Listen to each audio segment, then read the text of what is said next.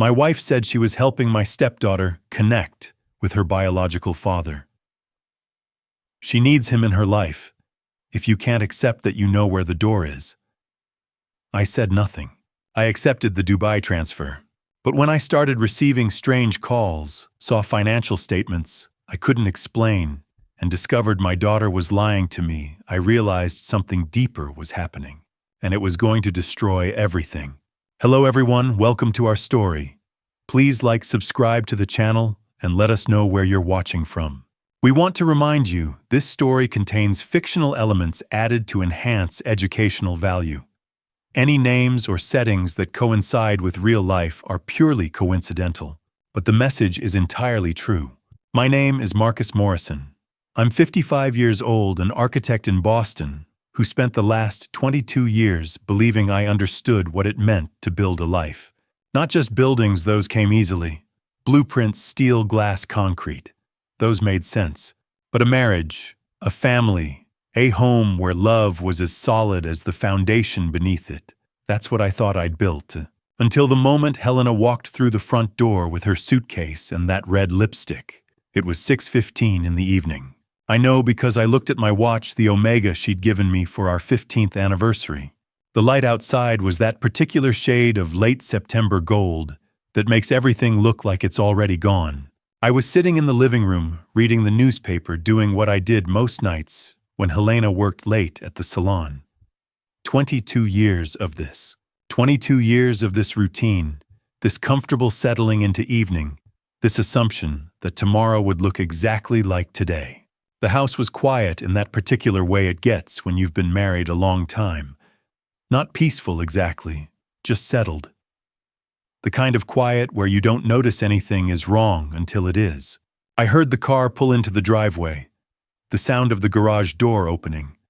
Olivia's voice from upstairs. She was on the phone with someone talking about some dinner she had planned. Normal. Everything was normal until it wasn't. Helena didn't come through the door from the garage. She came through the front. That should have been my first warning. In 22 years, she never entered through the front when she came home from the salon. That was for deliveries, for guests, for people who didn't belong inside the architecture of our ordinary life. I looked up from the newspaper. She was wearing a long red coat I'd never seen before. Her hair was curled in that particular way that took hours at the salon, professional, expensive, deliberate. But it was her lips that stopped my breathing.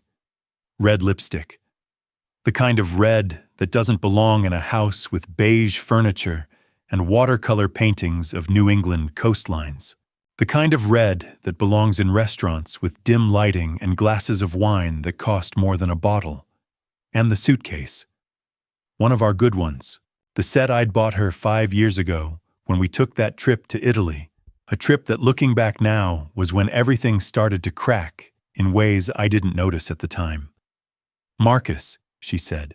She didn't say my name the way she usually did, a small familiar sound, like a key turning in a lock. She said it like she was introducing herself to a stranger at a party.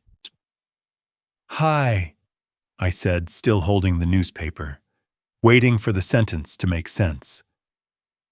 You're home early. I need to talk to you, Helena said. There are 4 words in the English language that destroy everything. Not in movies, in real life. In the moment when you understand that the person you've built your entire adult existence around is about to tell you that it was all a mistake. Okay, I said. I set down the newspaper. My hands moved slowly like they belonged to someone else. What's wrong? Helena stood in the doorway between the foyer and the living room. She didn't sit down. That was the second warning. People who are about to say goodbye don't sit down. They keep standing so they can leave faster. I'm leaving, she said. I'm going to stay with Robert for a while. This isn't permanent. But I need to go. Robert. The name landed like a stone thrown into still water. Robert Mitchell, her ex-husband, the man whose daughter I'd raised since she was 5 years old. The man who had never in all those years contributed a single dollar toward Olivia's education, her medical bills, her life. The man I'd supported financially, without ever saying a word about it, because that's what you do when you love someone. You don't keep score. Robert, I repeated. Not a question. A fact I was trying to fit into the shape of my life, and it wouldn't fit. Olivia needs her real father, Helena said. The words came out rehearsed, like she'd practiced them in the car on the way home. Like she'd been waiting for this moment longer than I'd realized. She's an adult now. She should have a relationship with him. And I think I need to explore that possibility too. I understood what she was saying, but not why she was saying it. The disconnect was enormous. It was like watching a film where the sound doesn't match the image. After 22 years, after everything I'd done, everything I'd given, this was how it ended. What does Olivia say? I asked.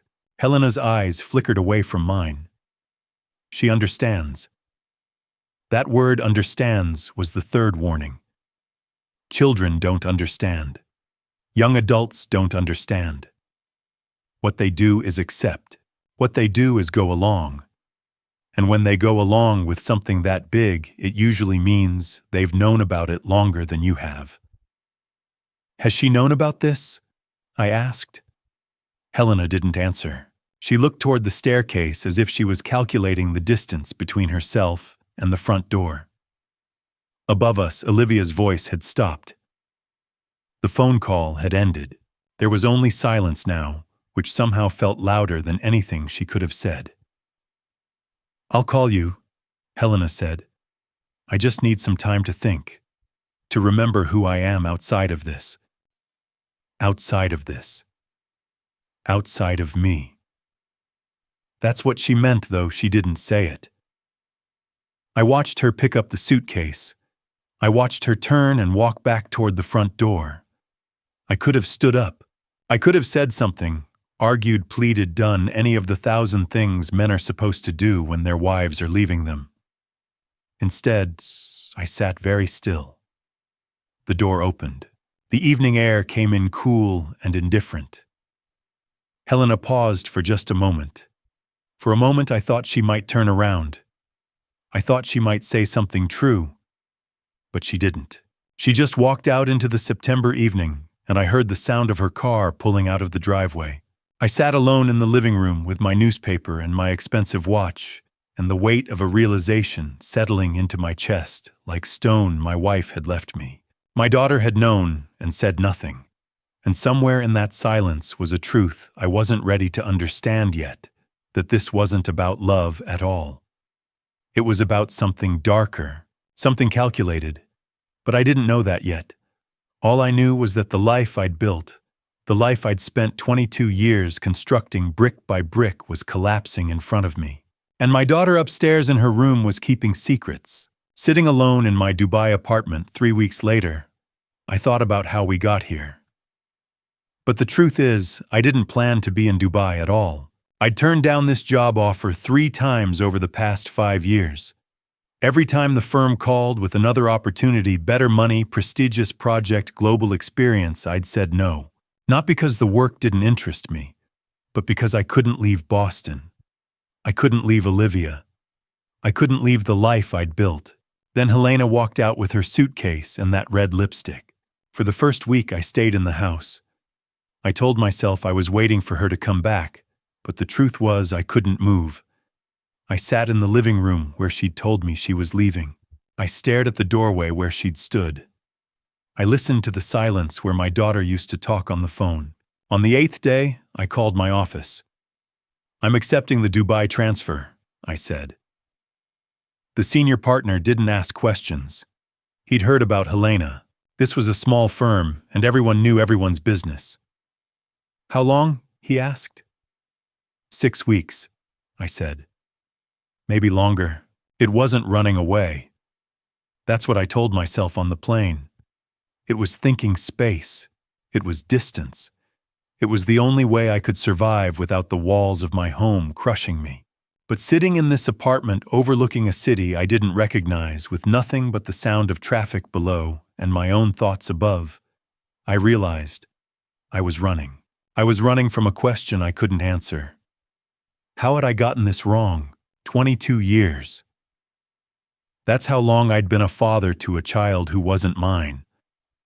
That's how long I'd been proving that love isn't determined by DNA. I was 33 years old when I met Helena. She was 29, working at a salon in Back Bay, Boston. Olivia was 5. I remember the first time I saw them together. Helena picking her daughter up from kindergarten, the little girl's hand in hers, her backpack almost as big as she was. There was something about the way Olivia looked at her mother that made me understand, even then, that this child had already learned to be careful with her hope. Helena never said much about Olivia's father. Not at first. It took months before she mentioned his name, Robert Mitchell, and even then it was delivered like a small, shameful fact. He didn't want to be involved, she'd said, sitting in my apartment on a Tuesday night, wine in hand. He made that very clear. So it's just us. Just them. 2 people against the world. And I was drawn to that. I was drawn to Helena's strength, yes, but more than that, I was drawn to Olivia. The way she'd climb into my lap while we watched movies. The way she'd ask me to tie her shoes. The way she started calling me something that wasn't quite dad, but close enough. I didn't plan to fall in love with a child who wasn't mine. It happened the way all the best things happen, quietly, without warning, without any sense of how much it would come to cost. When Olivia turned 6, I bought her a bicycle. Helena protested it was too much too soon. But I saw the way Olivia's face lit up, and I knew there was no going back. I was committed now, not just to Helena, to this child, to building a family. The years moved forward with the rhythm of a life well built. I attended every parent-teacher conference. I signed permission slips. I helped with homework at the kitchen table, my hand guiding hers as she learned to write her letters. When she was sick, I was the one who sat up with her through the night, monitoring her fever, reading her stories until she fell asleep. Robert Mitchell, her biological father, had other obligations. He would call sometimes, maybe twice a year. Olivia would answer the phone with such hope in her voice that it broke something inside me every single time. "Hi, Daddy," she'd say, and I could hear the question underneath the greeting. "Do you want me?" Most of the time he had an excuse. He was busy. He'd call back next week. Next week never came, but I was there. At every school play, I was in the front row. At every soccer game, I was on the sideline cheering louder than any biological parent. When she needed money for a field trip, for dance lessons, for a new winter coat, I provided it. When she cried because kids at school had teased her about not having a real dad at home, I held her and told her the truth. Love is what makes you real. Over 2 decades of this. All those years of small moments, making her lunch for school, teaching her to ride a bike without training wheels, helping her pick out a dress for her first middle school dance. Throughout those years, I was the person she could count on. I was proving that a father is not defined by biology, but by presence. I was the one who showed up. And now, at 27 years old, Olivia was an adult, a woman, someone who had made her own choices. And one of those choices had been to keep her mother's secret from me. Sitting in Dubai with that knowledge, I understood something that made my chest tight with a kind of slow, burning anger. All of those years, all of those small moments, all of those sacrifices they had been building toward this. Helena wasn't leaving me because she suddenly remembered she loved Robert Mitchell. She was leaving me because I had made myself indispensable, and now she was going to use that against me. I thought about the financial records I'd glimpsed in the lawyer's documents before I left. The way Helena had started moving money around months ago. The quiet phone calls she'd been taking in another room. The conversations with Olivia behind closed doors. It had all been planned. Long before that red lipstick, before that suitcase, before she said a word to me, she and Robert had been building their own architecture. and I had spent 22 years laying the foundation for my own destruction. The thing about architects is that we understand the importance of a solid base. You can't build anything worth building without one. I had given Helena and Olivia a foundation, financial security, emotional stability, a sense that they were loved and cared for. I had built it brick by brick, year by year, never asking for anything in return except the right to be part of their lives.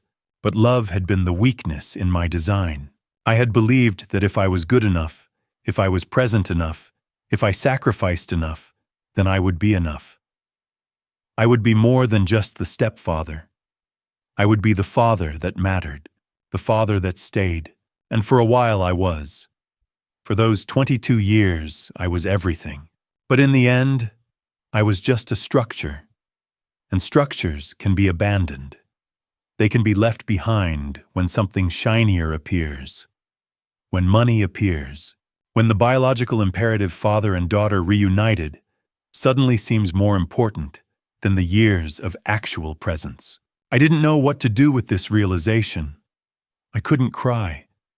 I couldn't rage. All I could do was sit in that expensive apartment overlooking a city that meant nothing to me and understand that the life I thought I'd built was nothing but an illusion. Someone had been counting those years. Someone had been calculating their value. And that someone was the woman I'd married and the daughter I'd raised. What I didn't know then was that the truth was even darker than I imagined. That Robert Mitchell wasn't just a failed father and a deadbeat, that he was something worse, someone who saw women and children as financial opportunities, someone who would use a daughter's longing for her father as a weapon to extract money from the family that had sacrificed everything for her. But that knowledge was coming, and when it arrived, it would burn away everything I still believed about love and family and what it meant to build a life. For now, I could only sit in the darkness and wait for the next revelation. Wait for the moment when my carefully constructed world would collapse completely, and understand that I had brought the tools to build my own destruction. Sitting alone in my Dubai apartment 3 weeks later, I thought about how we got here. But the truth is, I didn't plan to be in Dubai at all. I'd turned down this job offer 3 times over the past 5 years. Every time the firm called with another opportunity, better money, prestigious project, global experience, I'd said no. Not because the work didn't interest me, but because I couldn't leave Boston. I couldn't leave Olivia. I couldn't leave the life I'd built. Then Helena walked out with her suitcase and that red lipstick. For the first week, I stayed in the house. I told myself I was waiting for her to come back, but the truth was I couldn't move. I sat in the living room where she'd told me she was leaving. I stared at the doorway where she'd stood. I listened to the silence where my daughter used to talk on the phone. On the 8th day, I called my office. "I'm accepting the Dubai transfer," I said. The senior partner didn't ask questions. He'd heard about Helena. This was a small firm and everyone knew everyone's business. "How long?" he asked. 6 weeks, I said. Maybe longer. It wasn't running away. That's what I told myself on the plane. It was thinking space. It was distance. It was the only way I could survive without the walls of my home crushing me. But sitting in this apartment overlooking a city I didn't recognize, with nothing but the sound of traffic below and my own thoughts above, I realized I was running. I was running from a question I couldn't answer. How had I gotten this wrong? 22 years. That's how long I'd been a father to a child who wasn't mine. That's how long I'd been proving that love isn't determined by DNA. I was 33 years old when I met Helena. She was 29, working at a salon in Back Bay, Boston. Olivia was 5. I remember the first time I saw them together. Helena picking her daughter up from kindergarten, the little girl's hand in hers. Her backpack almost as big as she was. There was something about the way Olivia looked at her mother that made me understand even then that this child had already learned to be careful with her hope. Helena never said much about Olivia's father. Not at first. It took months before she mentioned his name, Robert Mitchell, and even then it was delivered like a small, shameful fact. He didn't want to be involved. she'd said sitting in my apartment on a Tuesday night, wine in hand. He made that very clear. So it's just us. Just them. Two people against the world. And I was drawn to that. I was drawn to Helena's strength, yes, but more than that, I was drawn to Olivia. The way she'd climb into my lap while we watched movies. The way she'd ask me to tie her shoes. The way she started calling me something that wasn't quite dad, but close enough.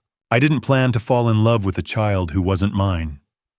It happened the way all the best things happen, quietly, without warning, without any sense of how much it would come to cost. When Olivia turned 6, I bought her a bicycle. Helena protested it was too much too soon. But I saw the way Olivia's face lit up, and I knew there was no going back. I was committed now, not just to Helena, to this child, to building a family. The years moved forward with the rhythm of a life well built. I attended every parent-teacher conference. I signed permission slips. I helped with homework at the kitchen table, my hand guiding hers as she learned to write her letters. When she was sick, I was the one who sat up with her through the night, monitoring her fever, reading her stories until she fell asleep. Robert Mitchell, her biological father, had other obligations. He would call sometimes, maybe twice a year. Olivia would answer the phone with such hope in her voice that it broke something inside me every single time. "Hi, Daddy," she'd say, and I could hear the question underneath the greeting. "Do you want me?" Most of the time, he had an excuse. He was busy. He'd call back next week. Next week never came, but I was there. At every school play, I was in the front row.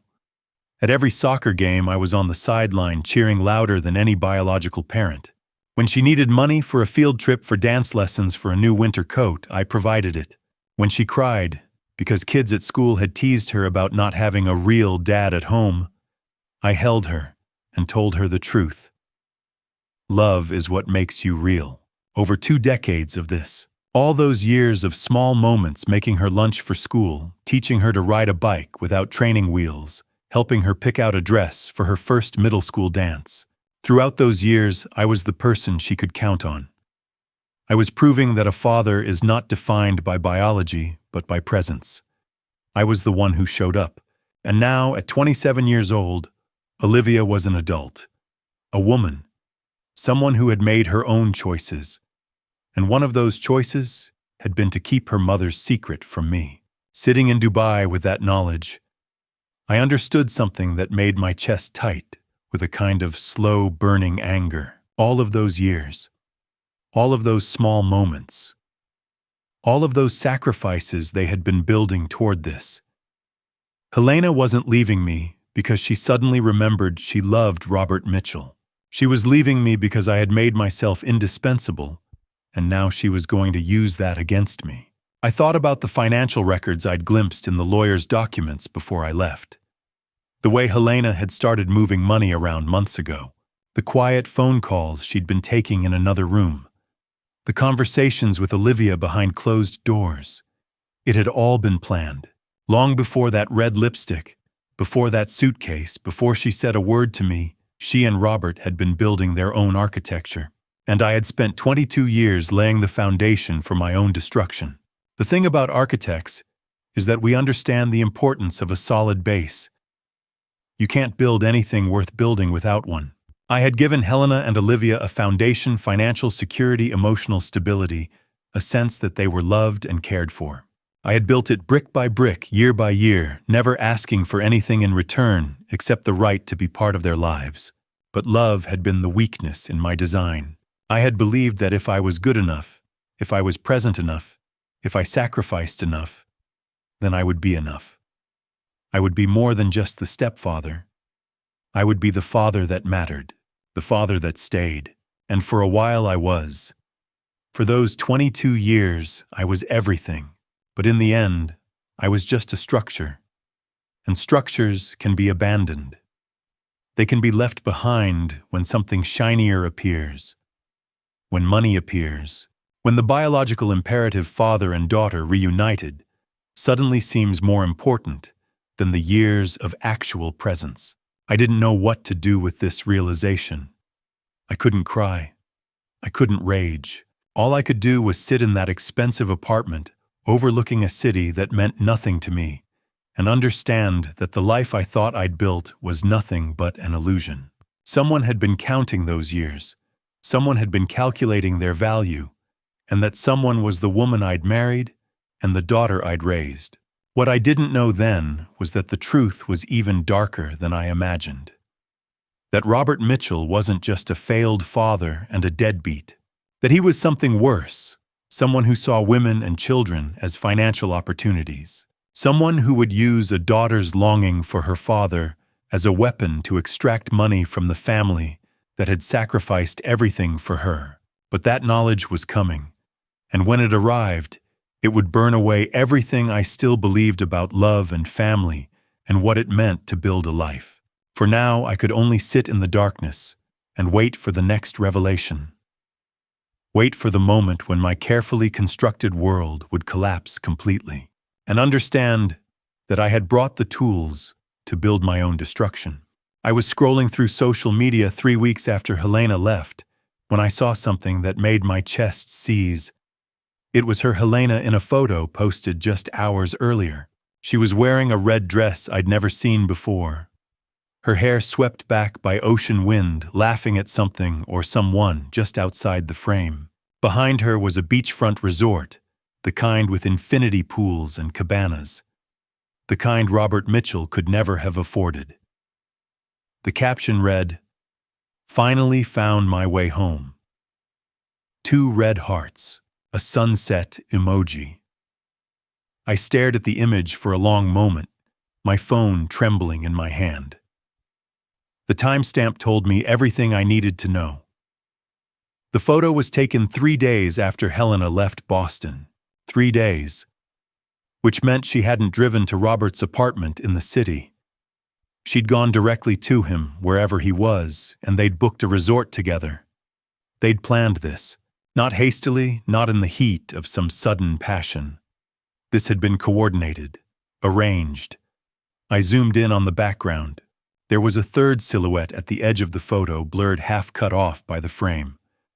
A child. Small. Olive skin. Could have been anyone, but I knew. My daughter had been at that resort. How long had this been happening?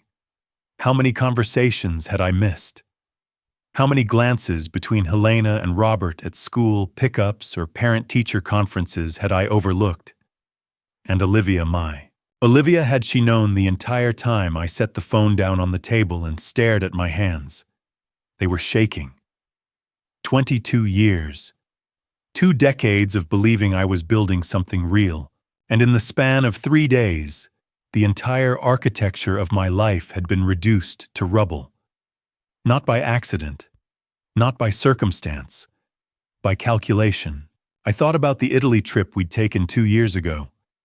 Helena had been distant the entire time, checking her phone, constantly making excuses to take walks alone. I'd attributed it to work stress. She'd been distant for 6 months before that too, come to think of it. Arguments about nothing. Coldness at night. 100 small betrayals I'd rationalized away because I couldn't conceive of the larger one. How many people in my family had known? The question sat heavy in my chest. Olivia's silence when Helena announced she was leaving took on a different meaning now. She hadn't been shocked. She'd been guilty. She'd been carrying this secret maybe for months, maybe longer, and watching me scramble to understand what was happening. The photo stared back at me from the screen.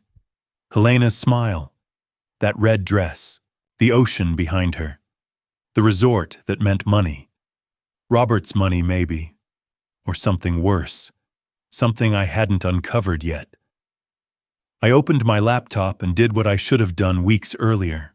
I searched for Robert Mitchell's financial records, public information, court filings, anything I could access. The search took 40 minutes.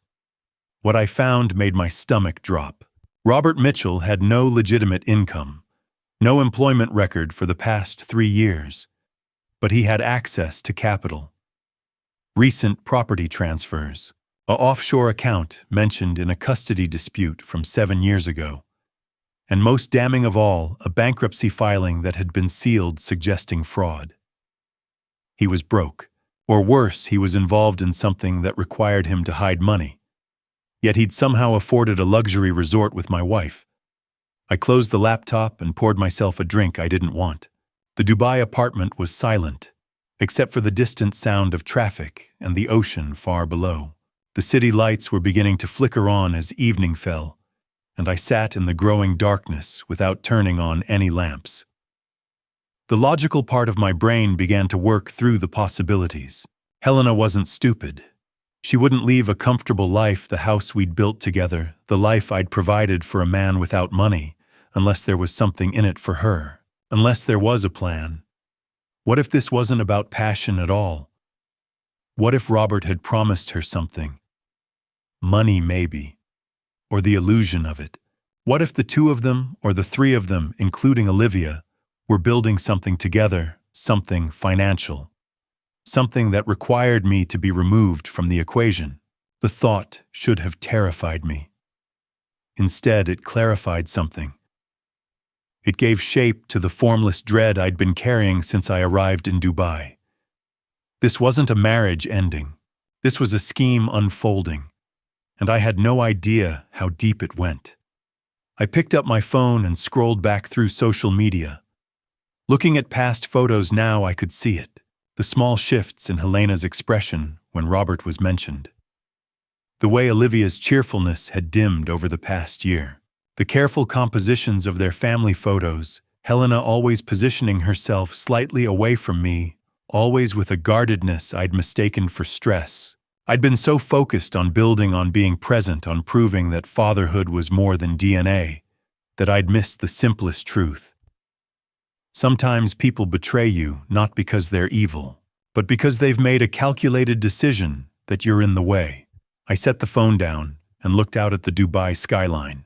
Somewhere in that city were people working late into the night, people building things, people who believed in the value of their work. I'd spent the last 3 weeks feeling like a ghost in my own life. Now I understood. I wasn't a ghost. I was a man who'd finally woken up. And what I needed to understand, what I had to understand, was the full scope of what I'd been too blind to see. The question was no longer why Helena had left. The question was what she and Robert had planned next. I called Olivia at 11:47 p.m. Boston time. She answered on the third ring, her voice groggy. "Dad." The word hit differently now. Before it had been routine. Now it felt like an accusation. "We need to talk," I said, "about what you know." Silence. Long enough that I thought the connection had dropped. "Olivia, I can't do this right now," she said quietly. "It's late." "How long?" I didn't have time for deflection. "How long have you known about Helena and Robert?" Another pause. I could hear her breathing shift, accelerate slightly. Had I just tell me the truth? For once, just tell me the truth. "A month," she whispered. "I've known for a month." The number landed like a physical blow. A month. That meant she'd known when Helena was still making breakfast in the morning. When she was kissing me goodbye before I left for the office. When she was lying next to me at night, her back turned to me in the darkness. A month before she left, I asked, needing clarification. "A month before?" Olivia confirmed, her voice trembling. "She told me she was going to leave you.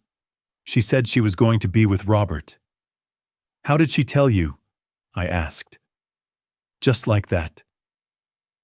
She said she needed to tell someone she trusted, that she needed me to understand before it happened, so it wouldn't be such a shock. She said Robert had been in her life for longer than I realized. The words came slowly, as if Olivia was testing each one before it left her mouth. I waited, sensing there was more. "How much longer?" I pressed. She didn't give me dates exactly, but she implied. She implied it had been going on for a while. Months, maybe longer. She said there were phone calls I didn't know about, messages I didn't see. My jaw clenched. Did you see these messages? I saw some, by accident. She left her phone on the kitchen counter one day, and a text came through. I wasn't trying to snoop. I just saw Robert's name and I clicked on it without thinking. What did the message say? It said something like, "Can't wait to get away with you." And there were older ones above it. Lots of them. Going back months and months. I closed my eyes. Premeditated. Calculated. Nothing about this was impulsive. Did you tell your mother you saw the messages? No, Olivia said quietly. I was too scared. And when I looked up from the phone, she was standing there. She just took it from me and said, "You didn't see that." And then she sat me down and told me everything. Everything, I echoed. What does everything mean? Olivia took a shaky breath. She said she was unhappy, that she'd been unhappy for a long time.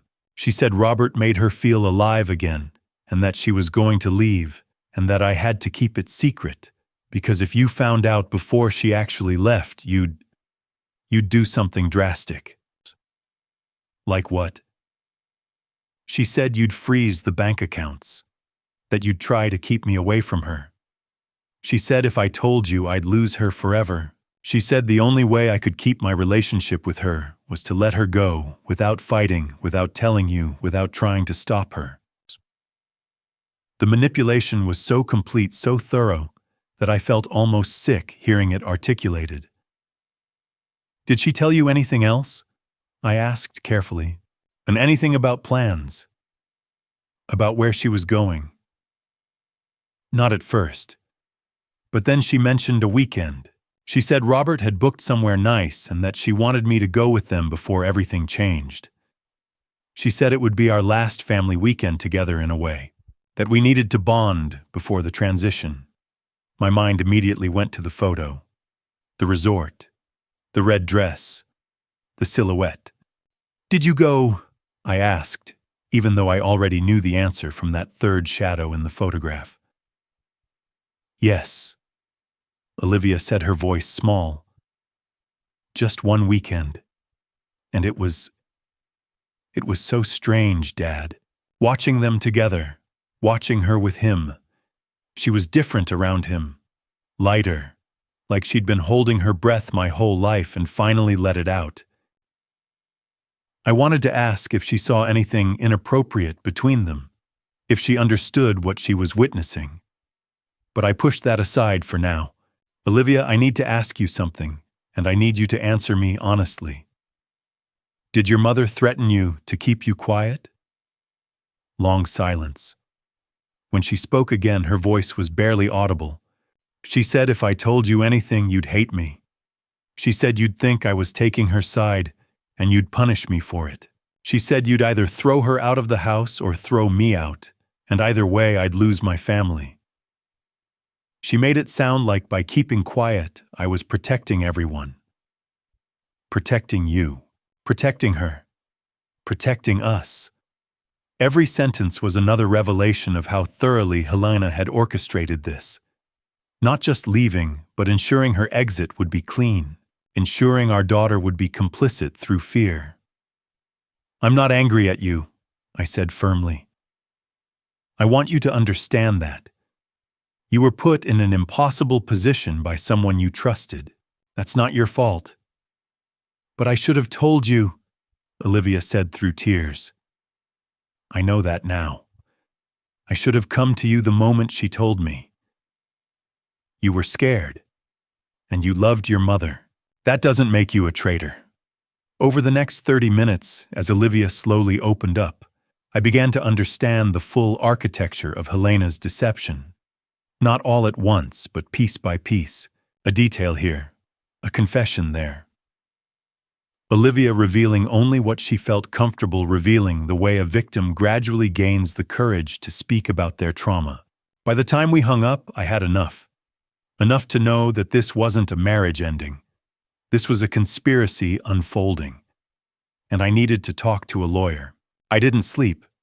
I sat in my Dubai apartment as the night dissolved into dawn, scrolling through everything I could find about Robert Mitchell online. There wasn't much. A few old LinkedIn profiles. A social media page that hadn't been updated in 3 years.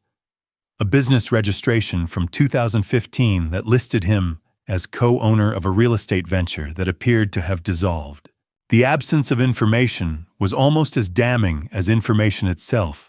At 6:47 a.m., when Boston was just waking up, I called Jonathan. He answered on the second ring, his voice alert, despite the early hour.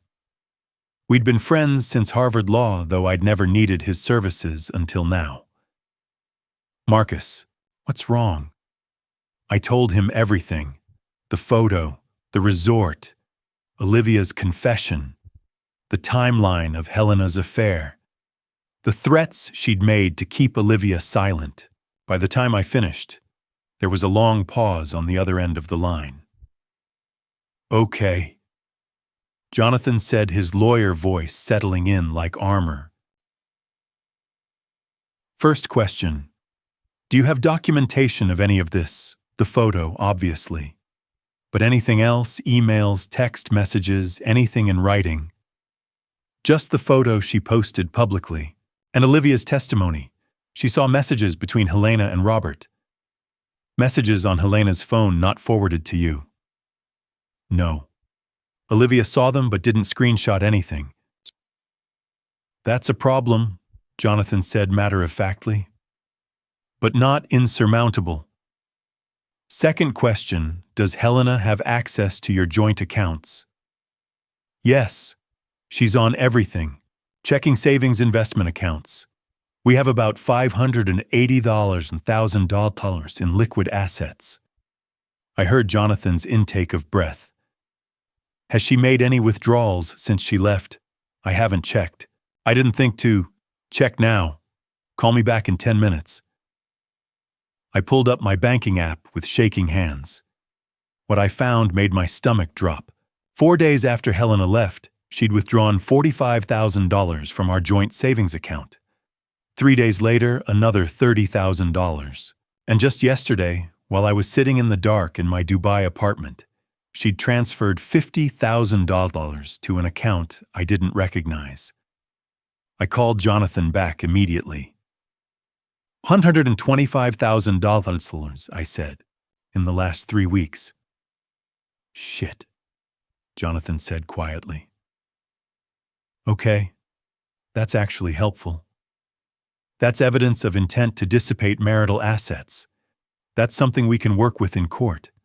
Marcus, I need you to listen to me very carefully. You need to freeze those accounts immediately. Today.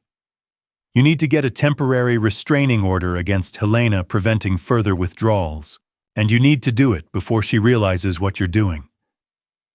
How long do I have? Maybe 48 hours. Maybe less if she's smart about checking whether you've discovered the transfers. She probably assumes you're still in Dubai, oblivious and grieving. We need to destroy that assumption before she moves the rest of the money." I felt something crystallize inside me. This was no longer about feelings. This was about strategy. This was about survival. "What do you need from me?" I asked. "Everything. Account statements going back 2 years, tax returns, property deeds, anything that documents the marital assets. And I need you to write down a detailed timeline of events. When she told you she was leaving, when you found the photo, when you called Olivia. Everything. Dates, times, exact words if you can remember them." "I can do that." "Good. Now tell me about Robert Mitchell. What do you know?" "Almost nothing. He's Olivia's biological father. He left when Olivia was young. Helena said he's been out of the picture for years, but apparently they reconnected." There was a pause. Then Jonathan asked something that caught me off guard. "Does Robert have any other children? Anyone besides Olivia?" The question hit me like a physical blow. I'd never asked Helena that. Olivia had never mentioned it. I don't know, I said slowly. Why? Because, Jonathan said carefully, a man doesn't suddenly reappear in an ex-girlfriend's life after years of absence unless he needs something, and a woman doesn't risk a 22-year marriage unless she thinks she's going to get something in return. I need you to think about this, Marcus. What could Robert possibly offer Helena that would be worth blowing up her entire life? Money, I said. She mentioned something about being happy about Robert making her feel alive. But underneath that is usually money or security, Jonathan finished. Or both. Which brings me to my next question. Do you know anything about Robert's financial situation?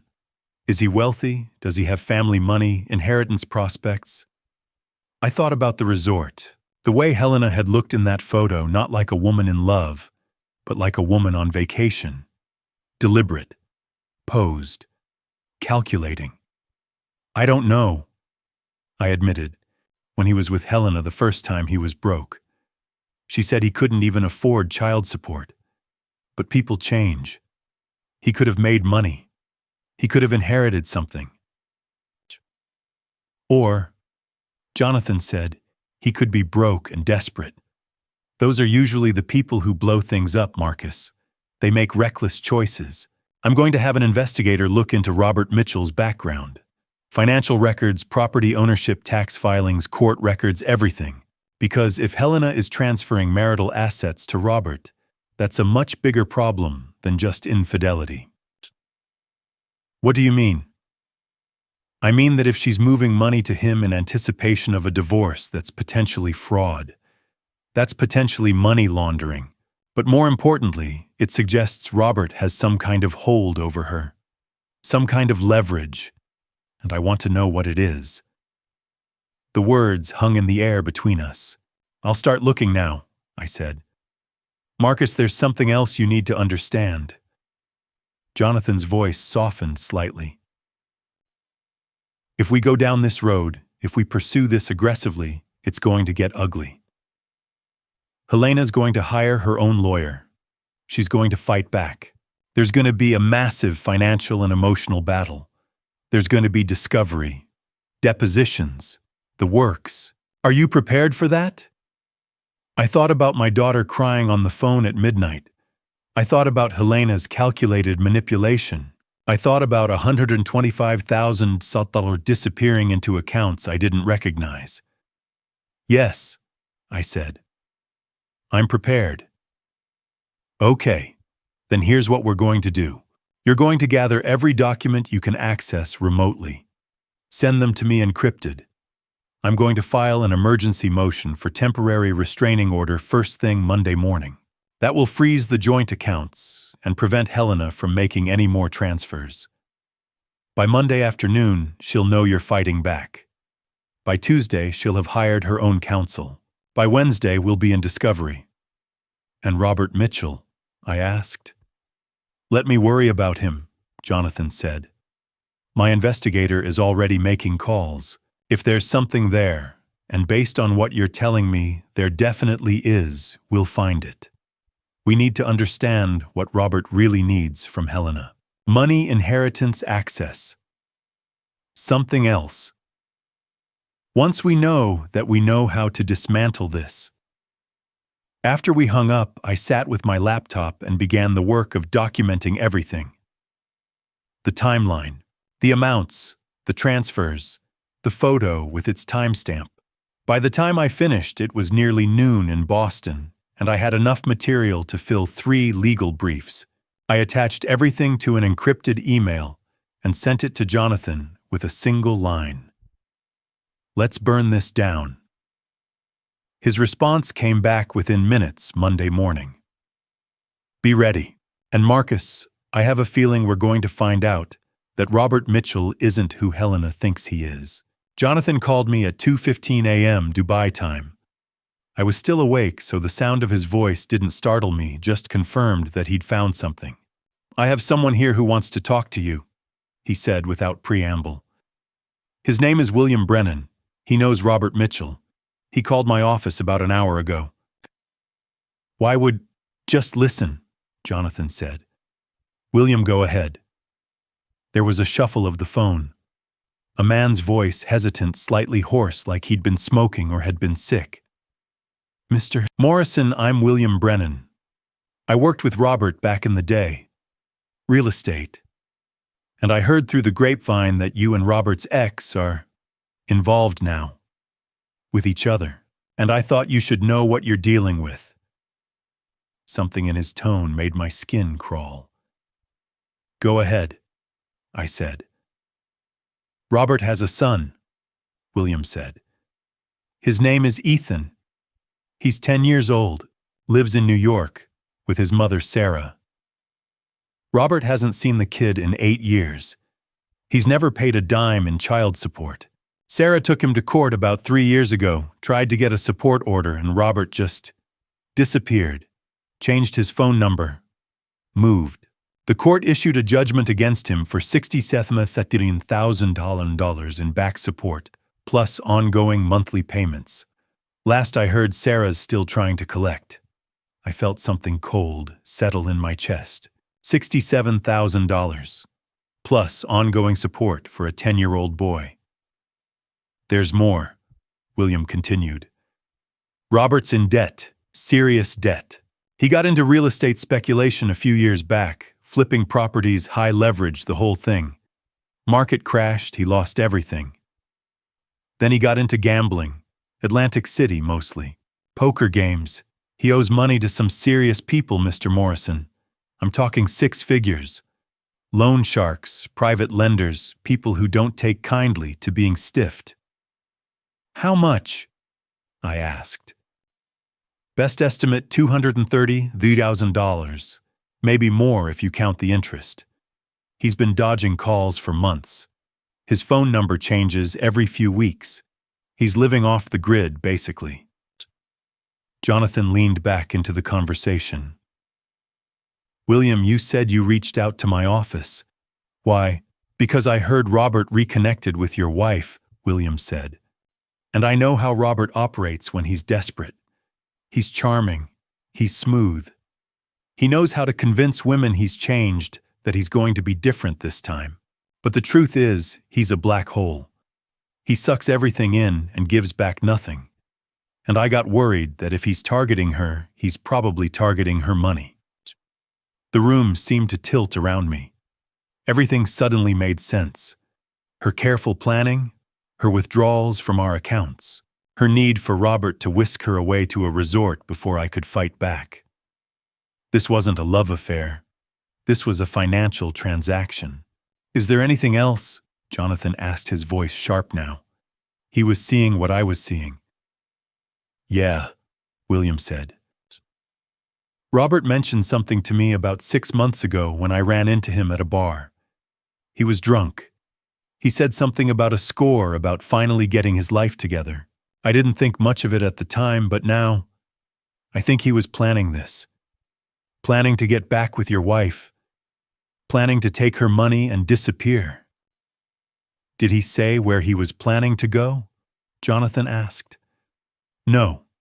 But Robert always talked about starting over. New identity, new place somewhere nobody knew him. He said if he could just get enough money together, he could disappear and nobody could touch him. Not the lenders, not Sarah, not the courts. Nobody. After William hung up, Jonathan and I sat in silence for a moment. I could hear the ambient noise of Boston in the background traffic, distant sirens, the sound of normal life continuing while mine was collapsing. This changes everything, Jonathan said finally. Robert Mitchell isn't just cheating with your wife. He's using her. He's using her money to pay off debts and disappear. And your wife is either complicit or monumentally stupid.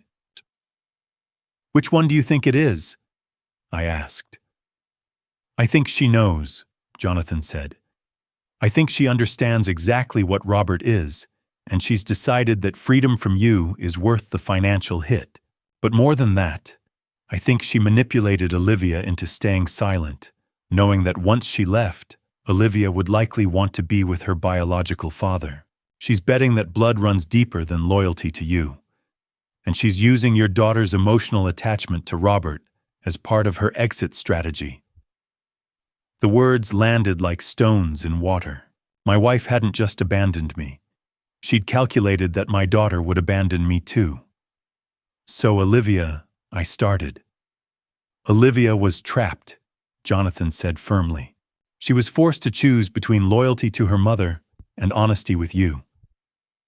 Your wife knew that, and she counted on the fact that once she was gone, Olivia would eventually gravitate toward her biological father anyway. This woman made peace with that.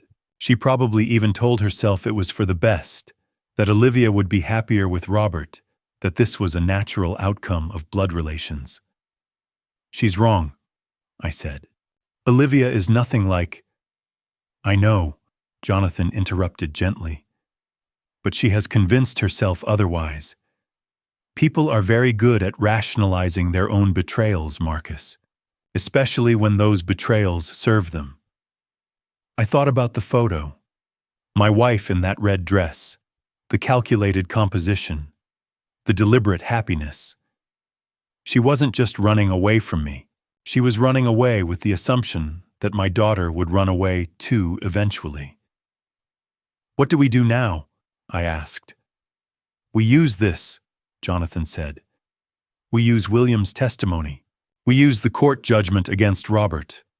We document his pattern of abandonment and financial irresponsibility. We show the judge exactly what kind of man she's choosing and exactly how she's financing his escape. And when this goes to trial, we make sure everyone understands that she didn't just betray you. She tried to engineer Olivia's betrayal as well. Is he a criminal? I asked. Not yet, but he's close. Debt evasion, possible fraud, definitely child abandonment. Give it time and Robert Mitchell will be facing more than just civil suits.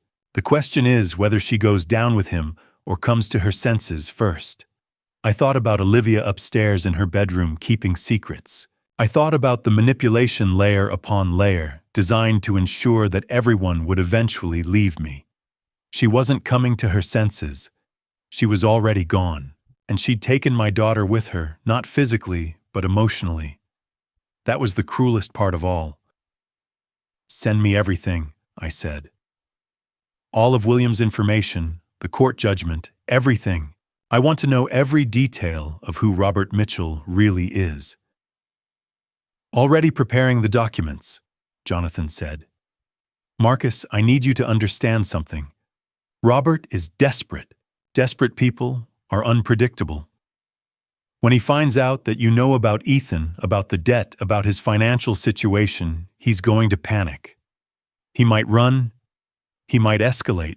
He might try to move more money, take Olivia as leverage something. You need to be ready for that. I'm ready, I said. But as I hung up the phone and looked out at the Dubai skyline, I realized I had no idea what ready meant anymore. My wife was in love with, or at least entangled with, a man who owed $230,000 to dangerous people. A man who had abandoned his own child. A man who was systematically stealing from me to fuel his escape. And she had gambled that my daughter would abandon me too. The question wasn't what Robert would do next. The question was whether Olivia would forgive me for not seeing it coming. The documents arrived in my encrypted inbox at 6:42 a.m. Dubai time on Friday morning, 36 hours after William's revelation. 83 pages of financial records, court filings, property deeds, and investigative summaries. I opened the first file and didn't stop reading until my eyes burned and the sun had climbed high enough to cast long shadows across the desk. What I found wasn't just incriminating. It was terrifying. Robert Mitchell's pattern was almost predictable in its consistency. Meet a woman, gain her trust, access her resources, disappear before consequences caught up. Repeat. The earliest documented case attached to the investigation was Sarah Ethan's mother. 2010. Robert had promised commitment promised to help raise Ethan, promised stability. Instead, he drained the joint account they'd opened together and disappeared when the relationship became inconvenient. The court judgment for $67,000 in back child support was meticulously documented, along with 3 separate attempts by Sarah to locate him over the past 8 years. But there were hints of more. References to a Linda Vasquez in Philadelphia, notes about a possible case from 2008, a pattern of property transfers and account openings that suggested a man in constant motion, constantly looking for the next woman, the next resource to exploit. And there were notes from Jonathan's investigator pattern suggests additional undocumented cases. Subject may have used aliases. Recommend ongoing investigation. I called Jonathan at 8:15 a.m., Boston time. "You've seen them," he said. It wasn't a question. "Tell me what this means," I said. "It means Robert Mitchell didn't just cheat on Sarah and disappear," Jonathan said. "It means he's done this before, maybe multiple times. The investigator has confirmed at least one other similar situation going back to the mid-2000s. There are hints of more, but without cooperation from the women involved, we can't verify. Some of them might not even realize they were deliberately targeted." I thought about that, about women who'd trusted him, about how many times this man had destroyed lives and simply moved on. "So he's systematic," I said. "Extremely systematic," Jonathan confirmed. "The way he operates, the timing, the target selection, it's all deliberate. Robert Mitchell isn't a man who stumbles into affairs and financial schemes. He's a man who plans them, who executes them, and who has become very good at disappearing before accountability catches up." "How good?" I asked. "Good enough that he's never actually gone to prison. He's been sued. He's had judgments entered against him. But he's never paid restitution. He's never faced criminal charges. The man is a master of evasion." I thought about Helena, about her careful planning, about how she'd orchestrated every detail of her exit. She hadn't just fallen in love with a man. She'd aligned herself with a predator who'd taught her the art of disappearance. "There's something else," Jonathan continued. "Something I need you to understand. We're still investigating his past. The documents I've sent you represent what we've been able to confirm in 36 hours. But there's almost certainly more. More women. More schemes. More devastation. Robert Mitchell didn't suddenly become this person with your wife. He's been this person for 15 years, maybe longer." I scrolled through the documents again, looking at the photographs and timelines. Sarah with Ethan, court filings, bank statements showing systematic withdrawals. The pattern was clear once you knew what to look for. Take a woman with resources, build trust, extract money, disappear. Wait 18 to 24 months. Start over with a new woman in a new city. 3 of the documented or suspected cases involved children, Jonathan said. Not his children. Children from previous relationships. In each situation, Robert positioned himself as a father figure, built bonds with them, and then disappeared. We don't have direct testimony from these children. Now they're older or they've moved on, but the pattern is consistent. The implications crashed over me like a wave. This wasn't just about money. This was about the systematic manipulation of families, the exploitation of existing emotional vulnerabilities, the weaponization of the desire to belong. He was planning to do the same thing with Olivia, I said flatly. Almost certainly, Jonathan said. The timing, the way he positioned himself as her biological father, the emphasis on blood relations over the man who raised her, it's textbook predatory behavior. He needed to establish emotional dependence before the financial angle became obvious. But she's 27. She's an adult. Yes, Jonathan said. And she spent her entire formative years without a biological father. You filled that role. Then suddenly her biological father reappears, wanting to reconnect, wanting to take her away from her mother. From you. That's extremely powerful to someone who's always wondered about that missing piece. I closed my eyes and thought about Olivia, about how she'd cried on the phone, about how she'd confessed everything out of guilt and fear. She would have been devastated when Robert inevitably disappeared, just like Sarah, just like the others. "What do I do?"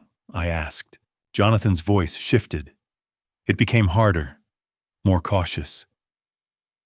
"You come back to Boston," he said. "As soon as possible. But Marcus, I need you to understand something. Robert Mitchell is a desperate man now. He's in debt to serious people. He's wanted by the courts for child support. And he's about to discover that you know everything about him, that you've frozen the accounts, that you're fighting back." "So," I said, "so desperate men do dangerous things. I've seen it before. When a system built on manipulation and evasion starts to collapse, people don't respond rationally. They respond with survival instincts. Robert might run, he might hide. He might try to take Olivia and disappear with her. He might even try to access the remaining money through other means before we can freeze everything." The words hung between us like a threat. "He won't find me," I said. "I'm in Dubai." "He found your wife," Jonathan said quietly. "He found your daughter. He can find you if he wants to. I'm not trying to scare you. I'm trying to make you understand that we're not just fighting a divorce case anymore. We're fighting against a man who has systematically avoided accountability his entire adult life. A man who has nothing to lose now." After I hung up, I sat with the documents spread across my desk. 83 pages that told the story of a man who had made a career out of betrayal. A man who had somehow convinced my wife that he was worth destroying our family for. But now he was cornered. And cornered animals were the most dangerous. I pulled up airline websites and began searching for flights. The tickets were expensive, last-minute bookings always are. But the money didn't matter anymore. Nothing mattered except getting back to Boston, getting in front of a judge, and ensuring that Robert Mitchell faced the consequences of what he'd done. I booked a flight for Tuesday evening. Then I drafted an email to my boss explaining that a family emergency had called me back to the States indefinitely. But before I hit send, I did something else. I made copies of everything, every document, every financial record, every piece of evidence, and I sent them to 3 separate email addresses: my personal account, Jonathan's office, and a secure cloud storage facility. If Robert tried to run, if he tried to silence me, if he tried to destroy evidence, the truth would still be out there. As I hit send on my resignation email, I realized that fear had been replaced by something else entirely. Not anger, something colder than that. A predator had taught me how to hunt. The flight from Dubai to Boston takes 14 hours. I spent most of them staring out the window at nothing, my mind cycling through the same thoughts over and over. By the time the plane descended through the clouds over Massachusetts, I felt hollowed out, empty, like I'd left something essential behind in the desert and couldn't quite remember what it was. The car service Jonathan had arranged was waiting at baggage claim. A black sedan driven by a man in a suit who didn't ask questions. I threw my single carry-on in the back seat and gave him the address. "Mr. Jonathan's office?" the driver asked. "Yeah," I said. "Jonathan's office." It was 9:47 a.m. when we pulled up to the building in downtown Boston. A gleaming tower of glass and steel. Jonathan's firm occupied 3 floors. I'd been here twice before, once when I hired him for a real estate transaction, once for what I thought was a casual drink to catch up. I'd never thought I'd return as a man fighting for everything. Jonathan was waiting in his office. He looked tired, more tired than I felt, which meant he hadn't slept much either. He stood when I walked in and extended his hand. "You made it," he said. "I made it," I confirmed. "Good. Sit down. We have a lot to cover and we don't have much time." For the next 3 hours, Jonathan walked me through the legal landscape I was about to enter. The restraining order he'd filed Monday morning had been granted. Helena couldn't touch the joint accounts. The money that remained, roughly $405,000 after her withdrawals, was frozen. She had her own attorney now, a woman named Patricia Caldwell, who was likely preparing a response to the restraining order. "What will she argue?" I asked. "That the restraining order is overly broad, that she has a right to access marital funds for her living expenses and legal fees. She might argue you abandoned her, or that you're being vindictive. Caldwell will try to paint this as a bitter husband, punishing an unfaithful wife, rather than a husband protecting assets from fraud." "Will it work?" "No," Jonathan said firmly. "Not with what we have. The timing of the withdrawals, the pattern of transfers to an account, she can't explain the fact that Robert Mitchell is a known fraud artist with serious debt. The judge will see through it. But Caldwell will try anyway. That's her job." He pulled out a folder and slid it across his desk toward me. "This is your timeline," he said. "Every date, every event, every piece of communication. Read through it. Make sure it's accurate. If there's anything you remember that isn't in here, add it. If there's anything that's wrong, correct it. This becomes your sworn statement, and Caldwell will use every word against you if she finds an inconsistency." I spent the next hour reading through the document. The night Helena told me about the Dubai transfer. The exact words she'd used, "Lily needs her real father." The moment I realized she was serious. The hotel confirmation in my email. The resort photo. Olivia's confession reduced to clinical bullet points. The timeline of withdrawals. The discovery of Robert's debt. It was like reading a summary of someone else's life. A life that had been dismantled with surgical precision over the course of 3 weeks. "There's something missing," I said, looking up. "Olivia. What happens with Olivia?" Jonathan sat back in his chair. "That's complicated. Olivia is 27 years old. She's an adult.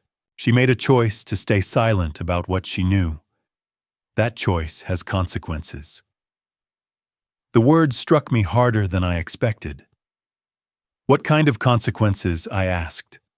"Legal ones, potentially. Caldwell will argue that Olivia was protecting her mother, that she's loyal to Helena. But what we need to establish is that Olivia could have come to you at any time. She had the opportunity. She had the information. She chose not to use it. That's not victimhood, Marcus. That's complicity." "She was scared," I said. "I understand that. But scared people still have choices, and Olivia chose to keep your wife's secret. Chose to let you walk into a trap. That's going to be difficult to explain away in court, no matter how sympathetic the judge is." I thought about calling Olivia from Jonathan's office, but I knew that wasn't how this conversation needed to happen. "When is the hearing?" I asked. 3 weeks, Jonathan said. "Monday, February 17th. Judge Elizabeth Sullivan is hearing the case. She's tough but fair. She doesn't appreciate deception, and she has a low tolerance for fraud, which works in our favor." 3 weeks, I repeated. "That's not much time," Jonathan finished. "Which is why we need to move fast. Tomorrow morning I want you to file a police report about the asset transfers. Make it official. Then I want you to go to the bank and give them a detailed statement about the withdrawals. Get copies of everything. Documentation is your weapon here." "What about Robert?" I asked. "Has he been located?" Jonathan shook his head. "Not yet. He disappeared from Boston about a week ago. No credit card activity, no phone pings, nothing. He's running, but he's not running far.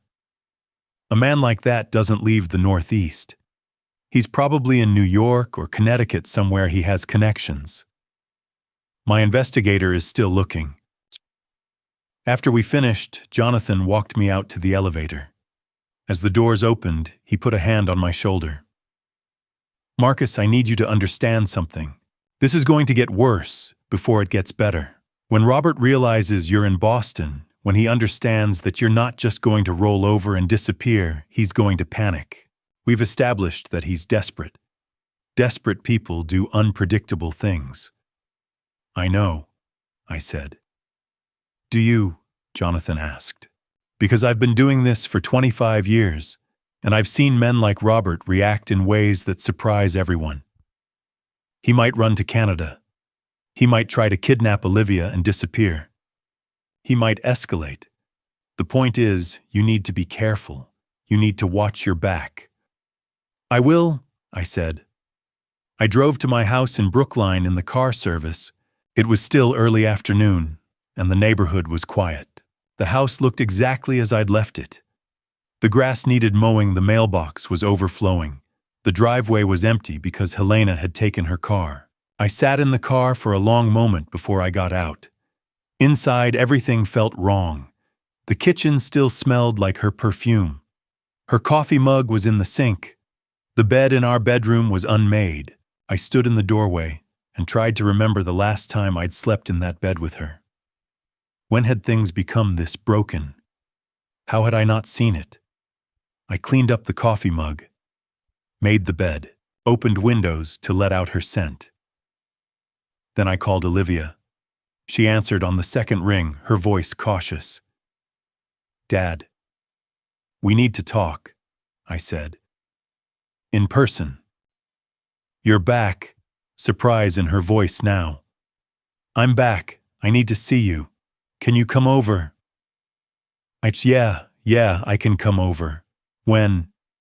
Now, I said. Come over now.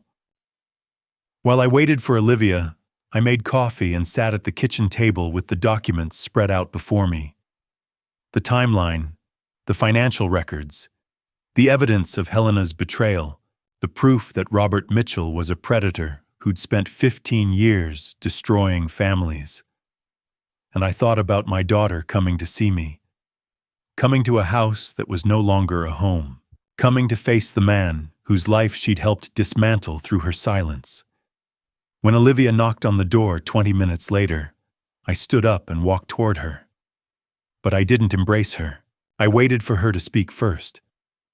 She looked at me and I saw the fear in her eyes, the guilt, the uncertainty about what I was going to say. I need to understand something, I said quietly. When did you know? Exactly when did you know what was happening? Olivia's face crumpled. A month before she left. A month, I repeated. So you had 30 days to come to me, to tell me the truth, to give me a chance to protect myself, to protect our family. And you chose not to. Dad, I was scared. I know you were scared, I said. But you made a choice, Olivia.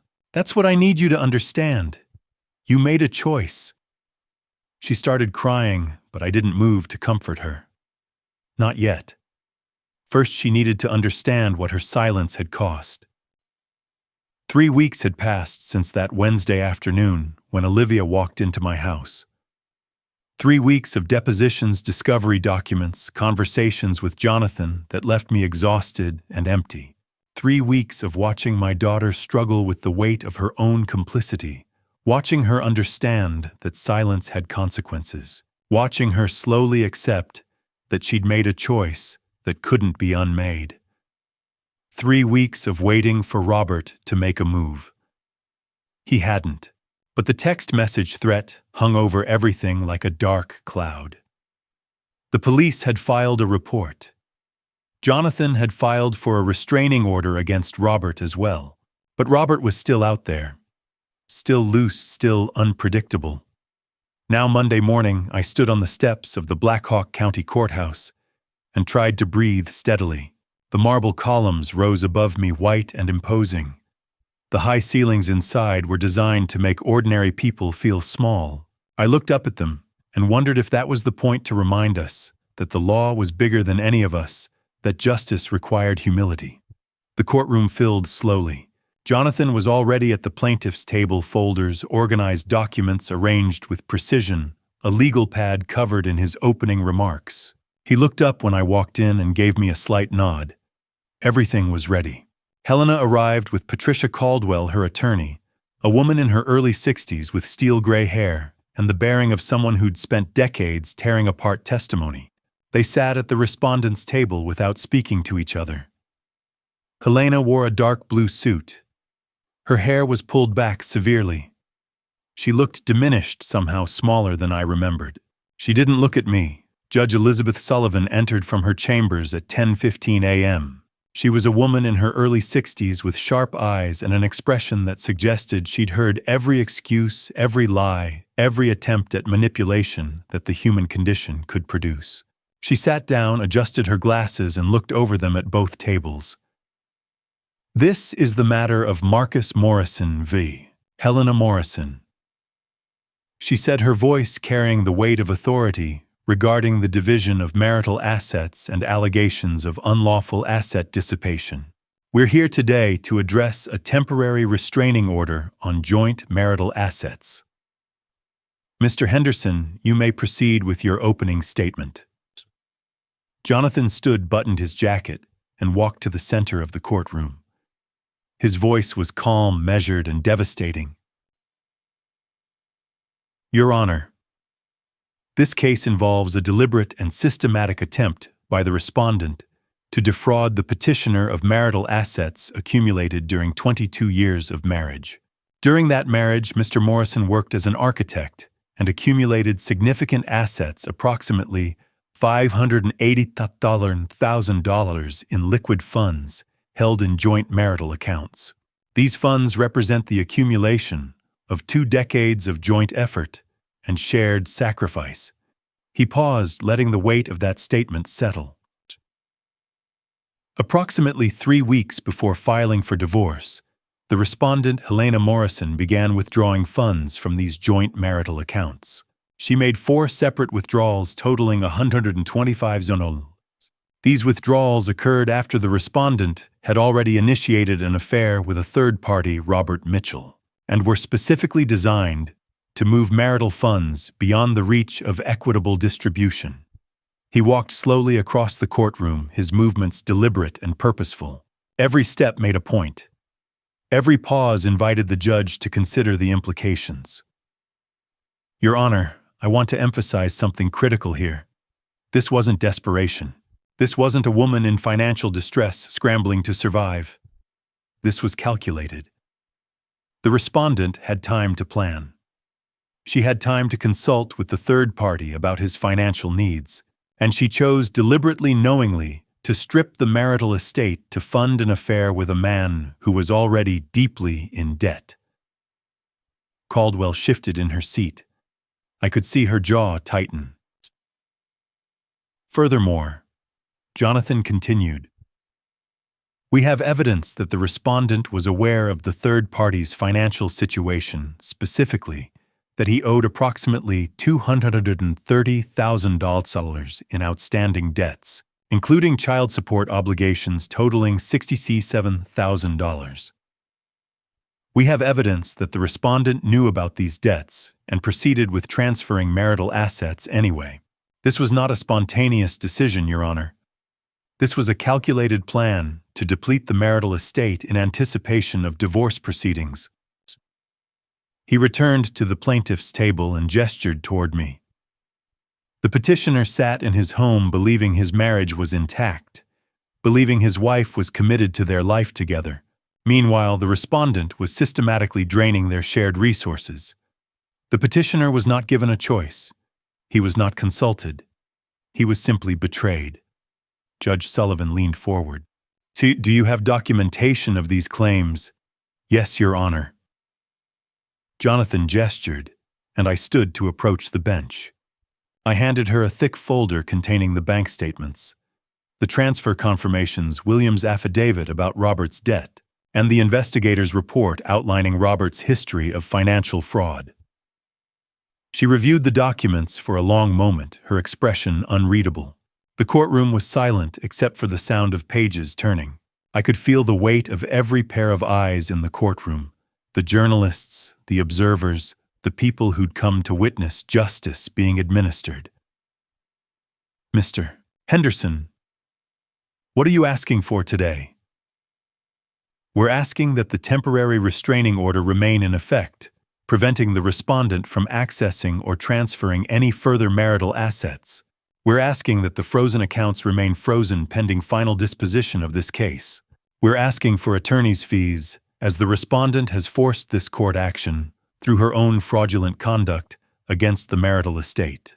And Your Honor, we're asking the court to recognize that this case is about more than money. It's about a fundamental violation of trust.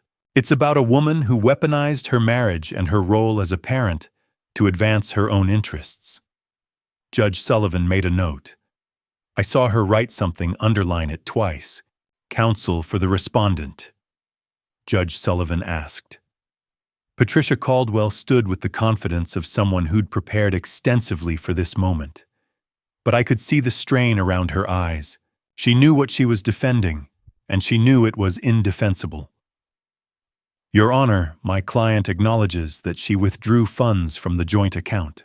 However, these withdrawals were made with the full authority granted to her as a joint account holder. There is nothing fraudulent about accessing marital funds. The allegations regarding Mr. Mitchell's financial situation are irrelevant to the question of whether my client had the legal right to withdraw from her own accounts." "They're not irrelevant," Jonathan said sharply. "Chokutisituta, they go directly to intent. To the question of whether these withdrawals were designed to dissipate marital assets in anticipation of divorce." Judge Sullivan raised her hand for silence. The courtroom reconvened at 1:30 p.m. The morning's victory still hung in the air. Judge Sullivan's ruling had been clear and decisive. But Jonathan knew we couldn't rest on that momentum. We needed to build the case for why this restraining order mattered, beyond just financial protection. We needed to show the judge the human cost of what Robert Mitchell had done. "Your Honor," Jonathan said as the afternoon session began, "the petitioner would like to call a witness who can testify to the respondent's knowledge of the third party's financial and personal circumstances." Judge Sullivan nodded. "You may call your witness." The people call Melissa Patterson. Melissa Patterson entered the courtroom just before 1:45 p.m., escorted by Jonathan's paralegal. She was a woman in her mid-40s with dark hair streaked with gray and the exhausted look of someone who'd spent years fighting a battle she never asked to fight. She wore a simple navy dress and carried herself with the kind of quiet dignity that comes from having survived something most people never have to endure. The courtroom fell silent as she made her way to the witness stand. I could see Helena's body stiffen. She knew what was coming. Melissa was sworn in her hand on the Bible, her voice steady. "I do. Miss Patterson," Jonathan began, "can you please tell the court your relationship to Robert Mitchell?" "He's the father of my son," Melissa said. Her voice wavered slightly on the words, but she recovered. "We were together for 3 years. He left when our son was 2 years old. That was 8 years ago. And your son's name?" "Henry. Henry Mitchell Patterson. He's 10 years old now." "Has Robert Mitchell been part of Henry's life since he left?" "No," Melissa said. "Not once. Not a single visit, not a single phone call. Nothing." Jonathan walked to the exhibits table and pulled out a document. "Ms. Patterson, I'm showing you what's marked as Exhibit G. Can you identify this document?" Melissa looked at it, and her jaw tightened. "That's the court judgment. From when I sued for child support. That was 3 years ago." "And what was the amount of that judgment?" 67 Venin. $1,000 in back support, Melissa said quietly, plus monthly payments of $1,200 for Henry's care. Has Robert Mitchell paid any portion of that judgment? No, Melissa said. Not a single dollar. The court has tried to enforce it. We've tried to find him, but he disappears, changes his phone number, moves, uses different addresses. It's like he knows how to stay invisible. I watched Helena from my seat. She was staring straight ahead, her face carefully neutral, but I could see her hands gripping the edge of the table. Miss Patterson, can you tell the court about the impact of Robert's absence on your son? Caldwell stood immediately. Objection. That calls for speculation about the child's emotional state. Your Honor, Jonathan said, Ms. Patterson is the custodial parent. She's in a position to testify about the effects of parental abandonment on her child. Judge Sullivan considered this for a moment. I'll allow it. But keep it factual, Ms. Patterson. What have you observed? Melissa took a breath. Henry has abandonment issues. He has nightmares. When he was younger, he kept asking when his father was coming to see him. When does Daddy come home? I had to keep explaining that his father didn't want to see him. Do you know how many times I've had to tell my son that his father doesn't want him? That's not something a mother should have to say. Her voice cracked on the last sentence and she pressed her lips together. Henry struggles in school, she continued. He has behavioral issues. His teachers say he acts out, that he doesn't trust authority figures, that he's constantly waiting for people to abandon him. He's 10 years old, and he's already learned that the people who are supposed to love him will leave. But there's more to this, Your Honor. Henry internalizes his father's rejection as a reflection of his own worth. He asks me if there's something wrong with him, if that's why his father left. A 10-year-old child should not be carrying that burden. Caldwell shifted in her seat, preparing her cross-examination. Ms. Patterson, Jonathan continued, in your professional capacity, you're a paralegal, correct? Yes, Melissa said. I work in family law. And in that capacity, have you seen other cases where a parent has abandoned a child in similar circumstances? Many, Melissa said. But what distinguishes Robert's case is the deliberate evasion. Most parents, even those who don't maintain contact, still pay child support. They understand their legal obligation. Robert actively avoids it. He's gone to great lengths to hide, to disappear, to make himself unfindable. That's not passive abandonment. That's active rejection. Caldwell stood for cross-examination. Her voice was sharp, almost accusatory. Ms. Patterson, isn't it true that you've been using Henry as leverage to try to get money from Robert Mitchell?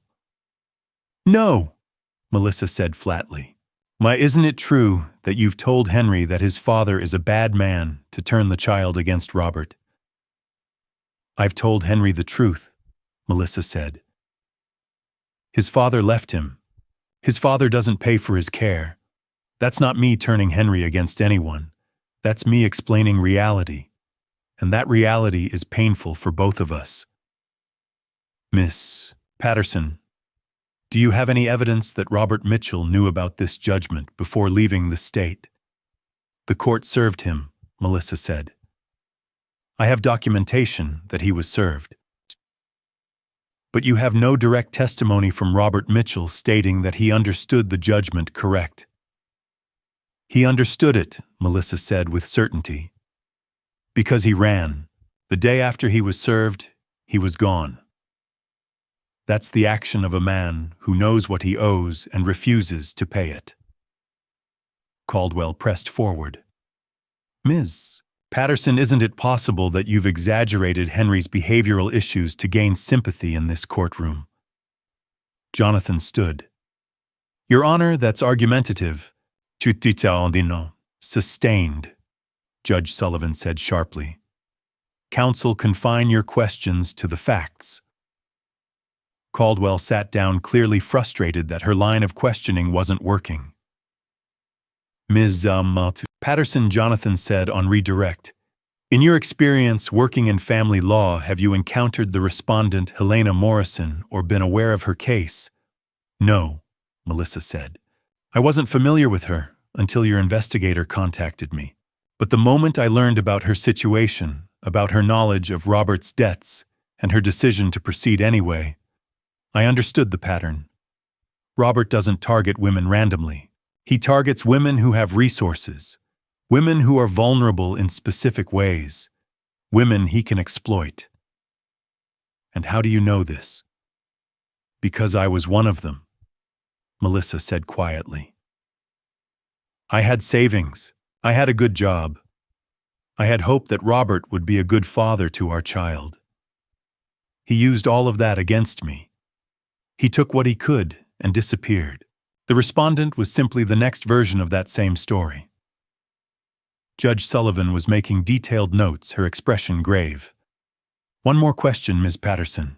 If Robert Mitchell were to suddenly reappear and attempt to have a relationship with Henry, what would your concern be? That he would hurt him, Melissa said without hesitation, in that he would promise to be there and then disappear again. That he would do what he's always done, take what he wants, and leave. Henry has already been abandoned once. I'm not going to let it happen again. And more than that, Your Honor, I'm concerned that a man like Robert, a man who has proven himself incapable of meeting his legal obligations, incapable of honoring his commitments, has no place in a child's life. Jonathan looked at Judge Sullivan. No further questions. After Melissa was excused, she glanced at me as she left the courtroom. There was a recognition there, the look of one victim acknowledging another. We had both been targeted by the same predator. We had both believed in someone who turned out to be incapable of love, incapable of loyalty, capable only of taking and running. As she walked past Helena's table, Helena didn't look up. But I saw something flicker across her face, maybe guilt, maybe finally understanding the pattern she'd aligned herself with. The pattern of a man who destroyed families and disappeared without consequence.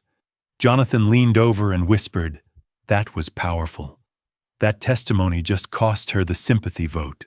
The judge now understands exactly what kind of man Robert Mitchell is, and by extension, what kind of woman would align herself with that man." After the 15-minute recess, Judge Sullivan returned to the bench. The courtroom was fuller now. Word had spread about the case, and a few journalists had taken seats in the back. I saw one of them lean over to another and whisper something. They were waiting for the emotional centerpiece of this trial. They were waiting for Olivia. Jonathan stood. "Your Honor, the petitioner would like to call Olivia Morrison to the stand." The courtroom doors opened and my daughter walked in. She looked smaller than I remembered, smaller than she actually was. Her hands were shaking. She wore a dark gray dress, and her hair was pulled back in a way that made her look younger, more vulnerable. She didn't look at me as she walked to the witness stand, but I could see the tension in every muscle of her body. She was sworn in her voice, barely above a whisper, "I do." Jonathan approached slowly, giving her time to settle. "Olivia, I know this is difficult. Can you tell the court your relationship to both the petitioner and the respondent?" "Marcus is my stepfather," Olivia said carefully. "He's raised me since I was 5 years old. Helena is my mother, and Robert is my biological father."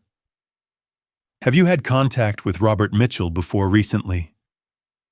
"Not since I was a child," Olivia said. "Maybe once or twice when I was very young. Then he disappeared.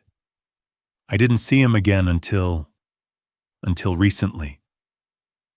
"Recently meaning the events that led to this case?" "Yes." "Olivia, I'm going to ask you some questions about what you knew and when you knew it. Are you prepared to answer truthfully?" She nodded, swallowing hard. "When did your mother first tell you about her relationship with Robert Mitchell?" "A month before she left," Olivia said quietly. Maybe a little longer. She came into my room one night and said she needed to tell me something. She said she'd reconnected with Robert and she was thinking about leaving. What was your reaction? I was shocked. I was confused. I asked her why, and she said it was complicated. That she'd spent years being unhappy. That Robert made her feel alive. Jonathan paused, letting that settle. Did she tell you anything else? Olivia's hands gripped the edge of the witness stand. She said I needed to understand before it happened. That I needed to be prepared. And she said... Olivia's voice dropped to barely a whisper. She said that Marcus had abandoned her by accepting the job in Dubai. I felt the words like a physical blow. That was Helena's narrative, that I'd abandoned her, not the other way around. Did you believe that? Jonathan asked gently. No, Olivia said. I knew it wasn't true. Marcus had hesitated about the job for years. He only accepted it after Helena told him to go. I knew that. So you knew your mother was being dishonest with you? Yes. Did you tell your mother that you knew she was being dishonest? No, Olivia said. I didn't. Why not? Olivia's eyes filled with tears. Because she told me what would happen if I did. She said if I told Marcus anything, if I warned him, he would throw her out of the house. She said he'd be so angry that he'd make me choose between them. And she said if I chose her, Marcus would hate me. And if I chose Marcus, she'd never forgive me. She said the only way I could protect everyone was to keep quiet. The courtroom was silent. Judge Sullivan was watching Olivia with an expression that suggested she was seeing a young woman caught in the crossfire of her parents' conflict. Did you believe your mother when she said these things? I was scared, Olivia said. I didn't know what to believe. I just knew that if I told Marcus, everything would explode. So I stayed quiet. For how long did you stay quiet? From the night she told me until after she left. So about a month. And during that month, did you have any contact with Robert Mitchell? My mother took me to meet him once, just for a few hours. She wanted me to bond with him, she said. She wanted me to understand that my biological father wanted to be part of my life. Did Robert Mitchell say this to you directly? Not in those exact words, Olivia said. But he was kind.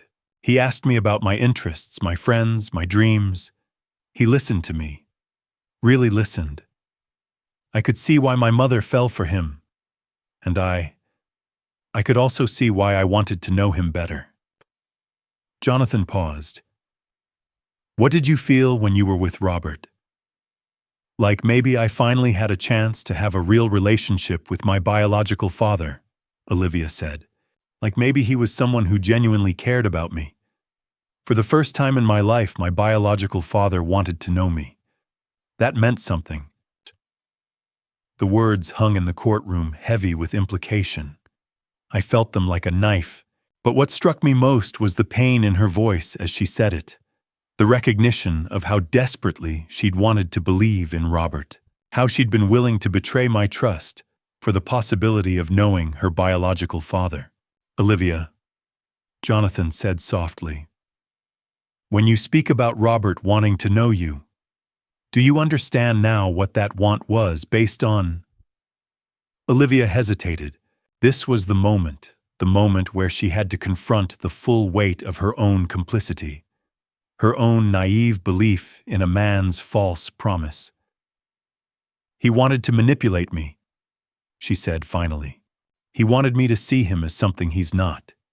He wanted to use my desire for a father against Marcus, against my family, and I let him. Her voice broke on the last words, and I saw her hands shaking as she gripped the witness stand.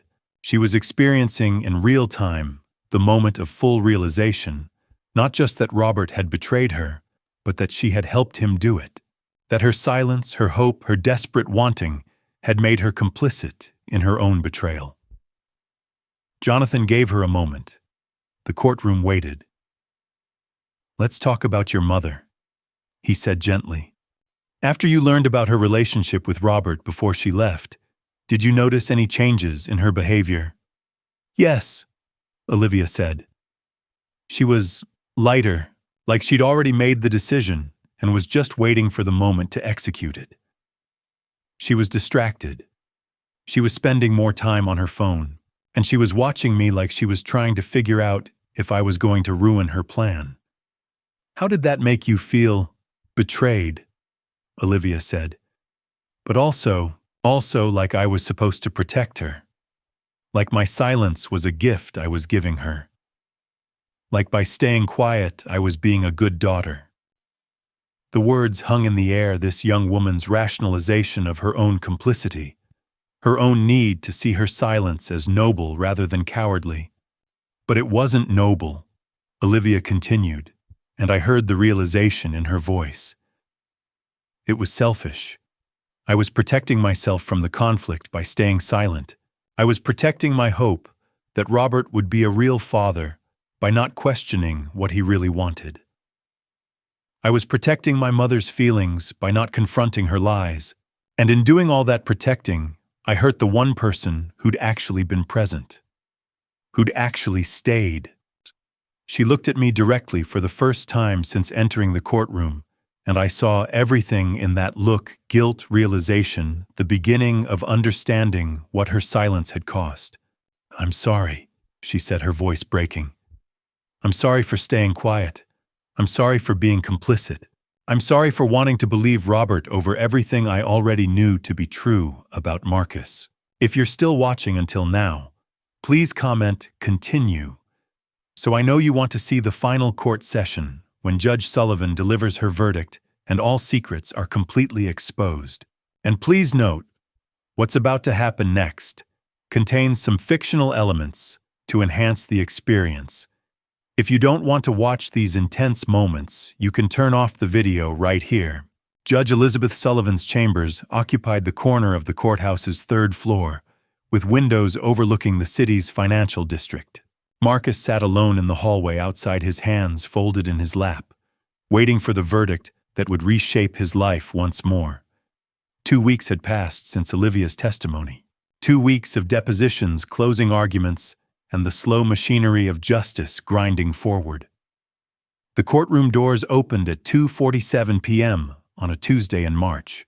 Judge Sullivan entered with her usual measured pace, her expression revealing nothing. She had presided over 43 years of family law cases, and her poker face was legendary.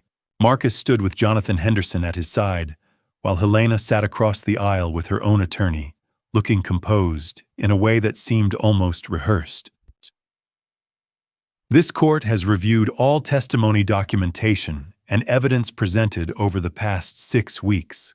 Judge Sullivan began, her voice carrying the weight of finality. "The petitioner, Marcus Morrison, has demonstrated through credible witnesses and financial records that marital assets were concealed and misappropriated in violation of state law, specifically the transfer of $187,000 to an undisclosed account in Dubai, allegedly for investment purposes, while simultaneously concealing the true beneficiary of those funds." Helena's lawyer leaned closer to her, whispering something Marcus couldn't hear. "Furthermore," the judge continued,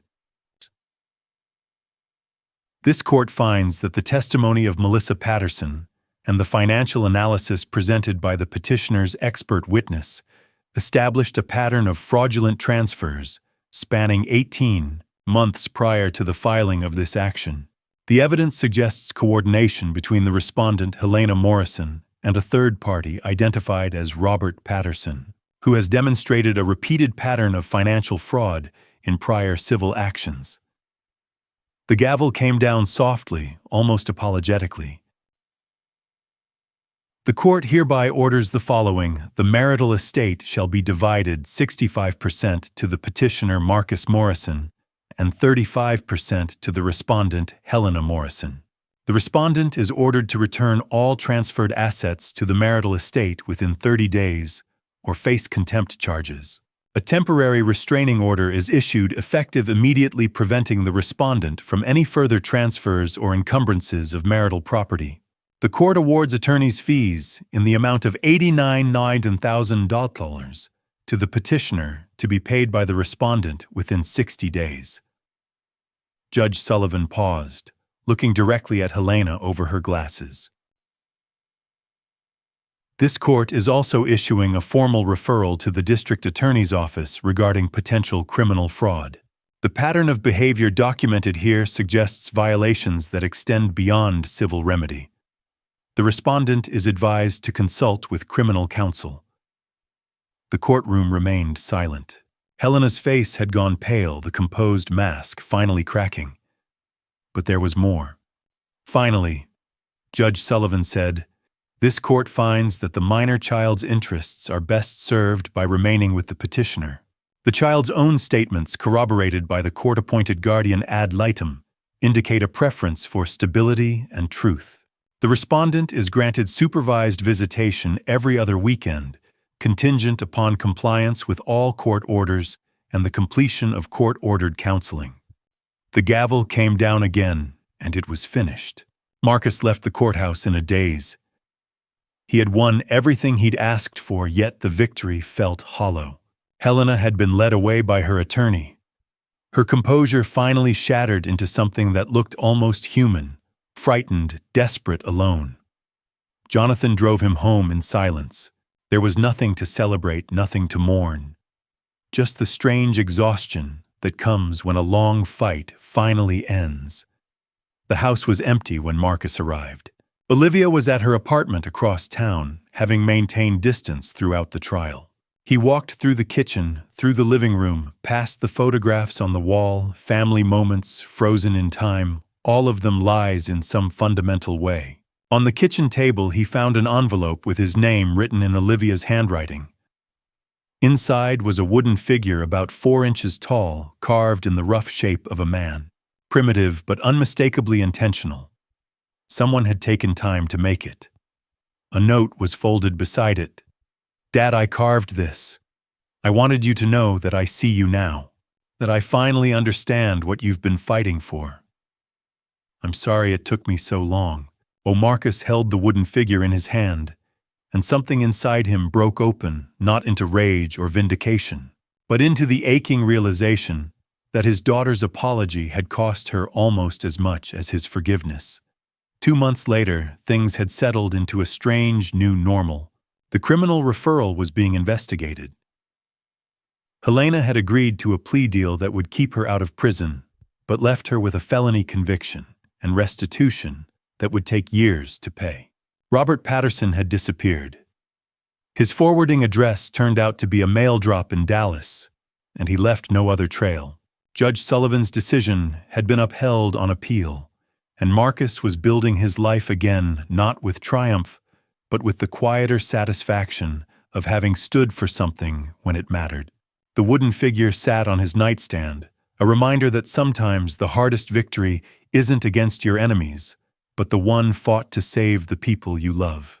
The court-appointed guardian ad litem, Donna Whitmore, was 63 years old and had been evaluating children in custody disputes for 28 years. She had perfected the art of remaining neutral while seeing everything. Her office was deliberately bland, neutral colors, minimal decoration, nothing that could bias a child's perception of what she represented. Olivia sat across from her on a Tuesday morning, fidgeting with the zipper on her jacket.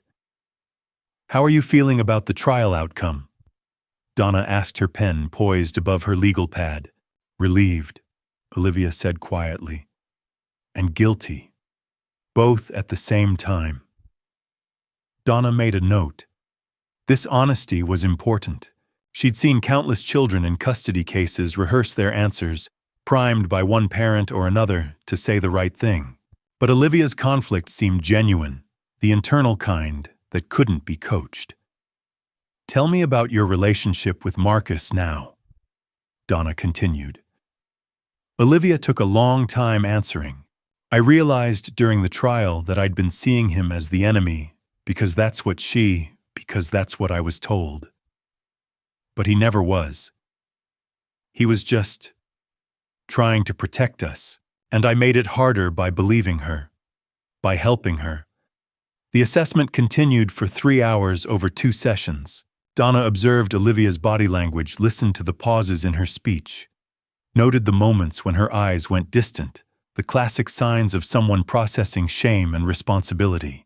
She also visited the Morrison home, a process required in all custody evaluations. Marcus gave her a tour, answered her questions about his daily routines, his work schedule, his plans for Olivia's future. He showed her Olivia's room untouched from when she'd moved out, as if he'd been waiting for her to come back. But it was the wooden figure on his nightstand that struck Donna most powerfully. "Olivia made that?" she asked. "Last month," Marcus said. "It's the first real gesture she's made toward reconciliation. Not an apology exactly, more like acknowledgement." Donna picked it up carefully, feeling the rough grain of the wood, the intentionality in every carved line. This was a child, a young woman technically trying to rebuild something she'd helped destroy. That took courage. She also made an unscheduled visit to the Morrison home on a Saturday morning, which was allowed under her protocols. She knocked on the door at 10 a.m. and found Marcus and Olivia in the kitchen together making pancakes. They weren't talking much, but they were working in the same space, and the awkwardness between them felt like the healthy kind, the kind that comes from real work being done. Olivia spotted Donna first and froze flour on her hands. "Don't mind me," Donna said gently. "I just wanted to see how things looked in a normal moment." She stayed for 20 minutes. She watched how Marcus checked on Olivia's progress with the batter. She observed how Olivia made an effort to engage him in conversation about his architecture projects. There was friction still, and there should be. Trust wasn't rebuilt in a few weeks, but the foundation was there. The final component of her evaluation required her to assess Helena as well. This was the hardest part, because Helena had declined multiple appointment requests. Her attorney had advised her against participating in the guardian ad litem evaluation, citing the ongoing criminal investigation. Donna made one final attempt, visiting Helena's temporary apartment in a less expensive part of the city. The space was sparse, almost punitive in its bareness. No photographs, no personal touches. Helena herself looked diminished, smaller somehow, as if the weight of consequence had physically compacted her.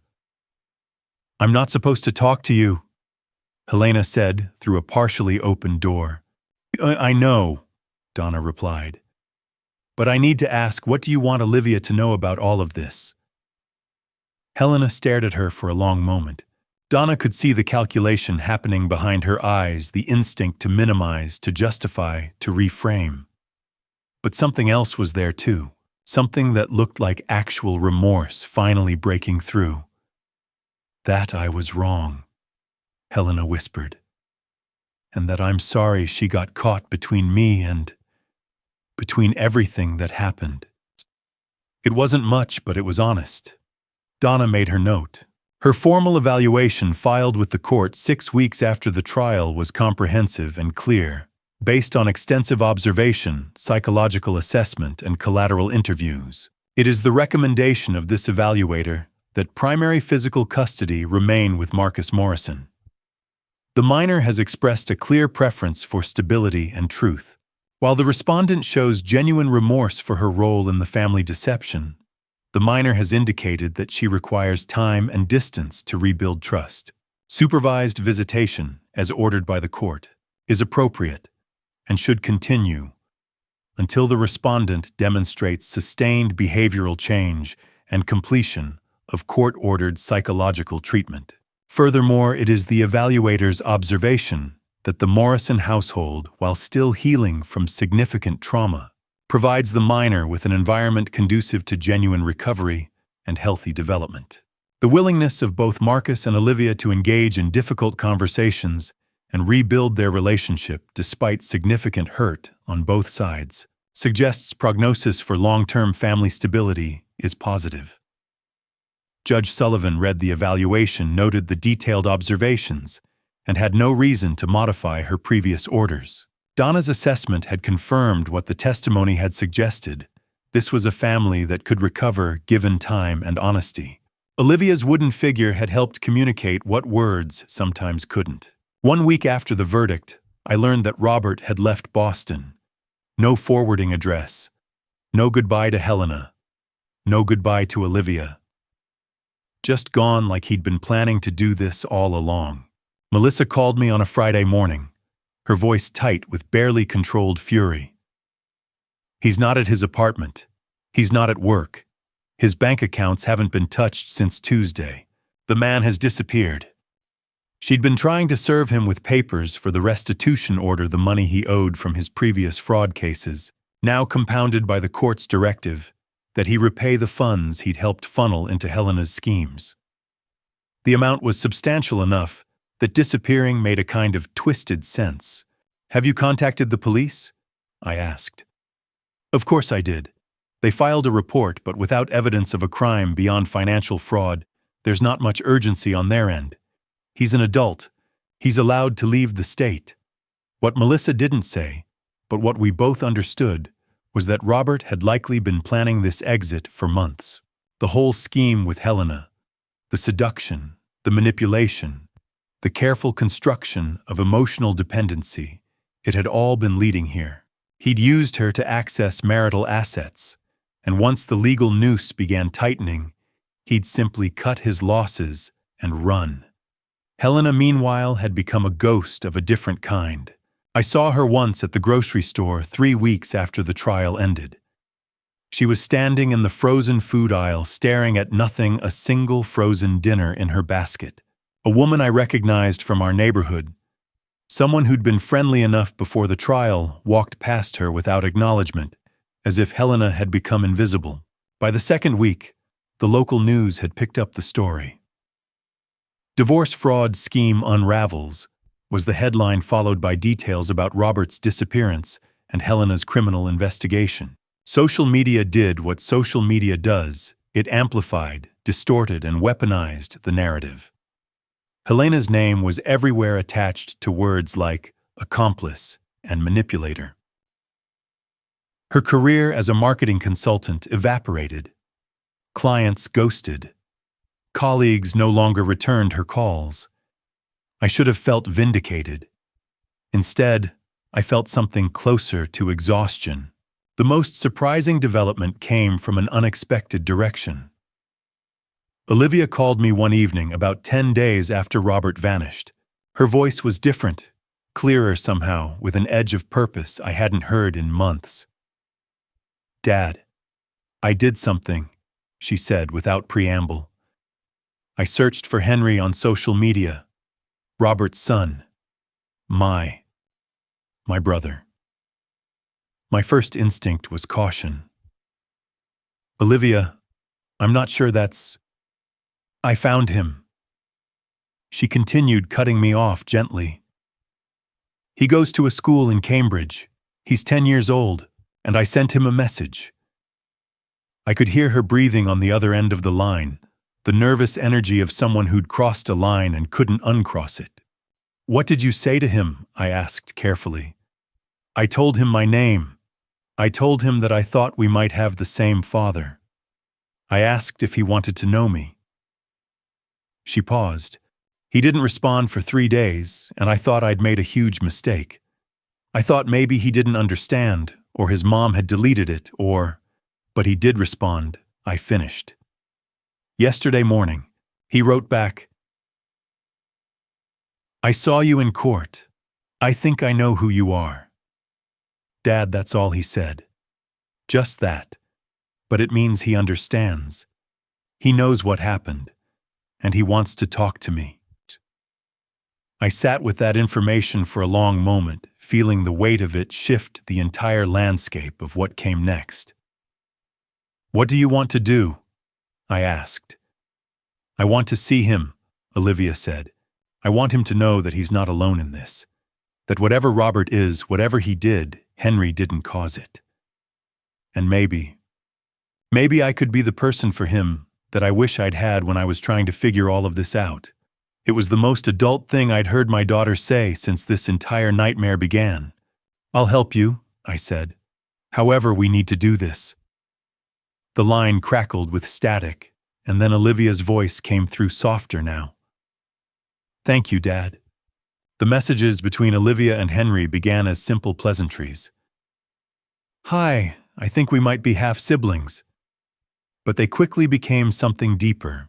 They became the conversation two young people needed to have about a man who had lied to them both. The first messages were awkward. Henry wrote in short sentences, cautious. His profile picture showed a boy with dark hair and uncertain eyes, the look of someone who'd learned not to trust easily. Olivia tried to create a closeness that didn't yet exist, typing and deleting and retyping her words, until they felt genuine rather than performative. But then something shifted. Henry started to share. "He promised he'd visit," Henry wrote. "He said he'd take me to see a movie. Then he said he'd help me with my baseball team. But he never came. Not once. My mom stopped talking about him after a while. I think that was better." Olivia stared at that message for a long time, feeling something tighten in her chest. She knew exactly what that feeling was, the specific pain of being promised something by someone who had no intention of delivering it. "He told my mom he loved her." Olivia wrote back, her fingers moving slowly across the keyboard. "He said she was the most special person in the world. He said he'd never felt this way about anyone before. He lied." Henry waited 3 hours before responding.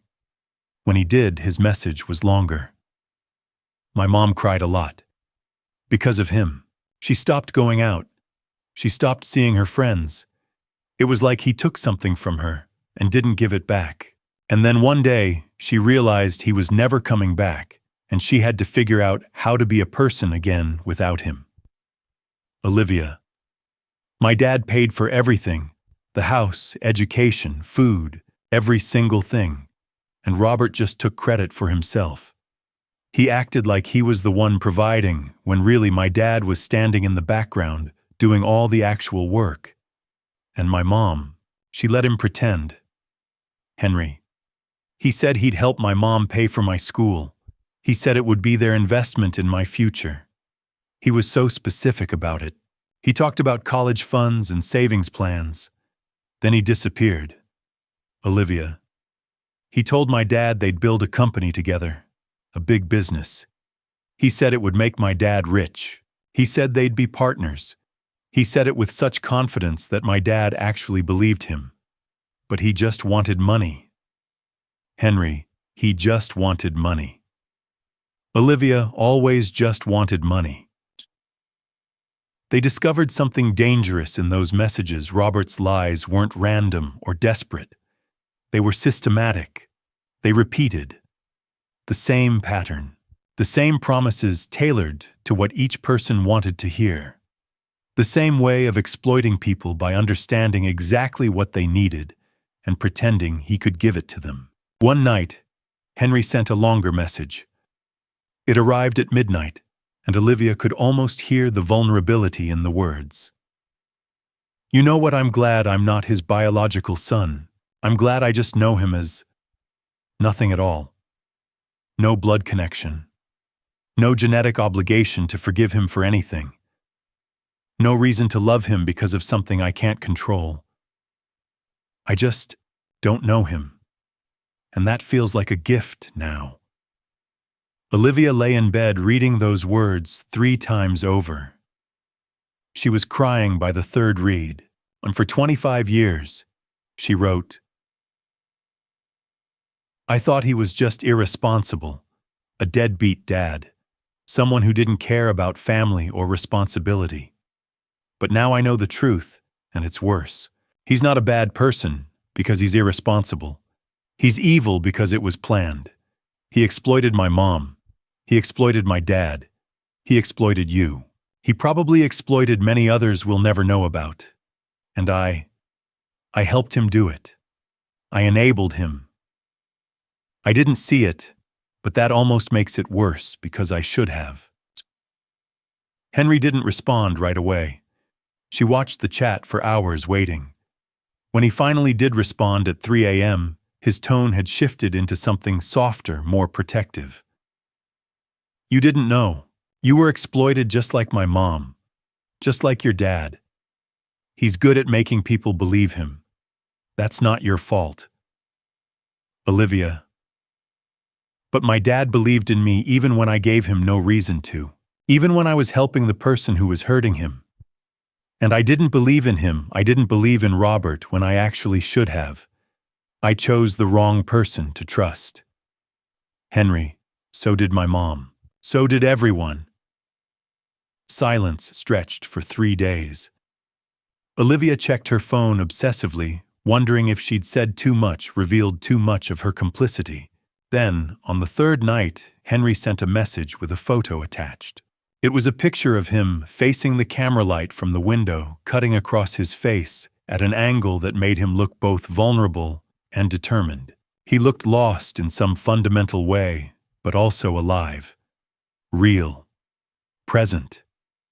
Henry. I want to meet your dad. I want to say thank you for doing what my dad wouldn't, for staying. I want to meet the man who chose to be a real father. Olivia realized something enormous had just happened. This boy, her brother, wasn't a threat. He was evidence. Evidence that she wasn't crazy, that she wasn't wrong for seeing the truth, even if she'd been slow to act on it. That the people who stay beside you through the worst of it, they're your real family. Not the ones connected by blood or marriage, but the ones who choose to show up. The plans that followed focused on logistics and truth.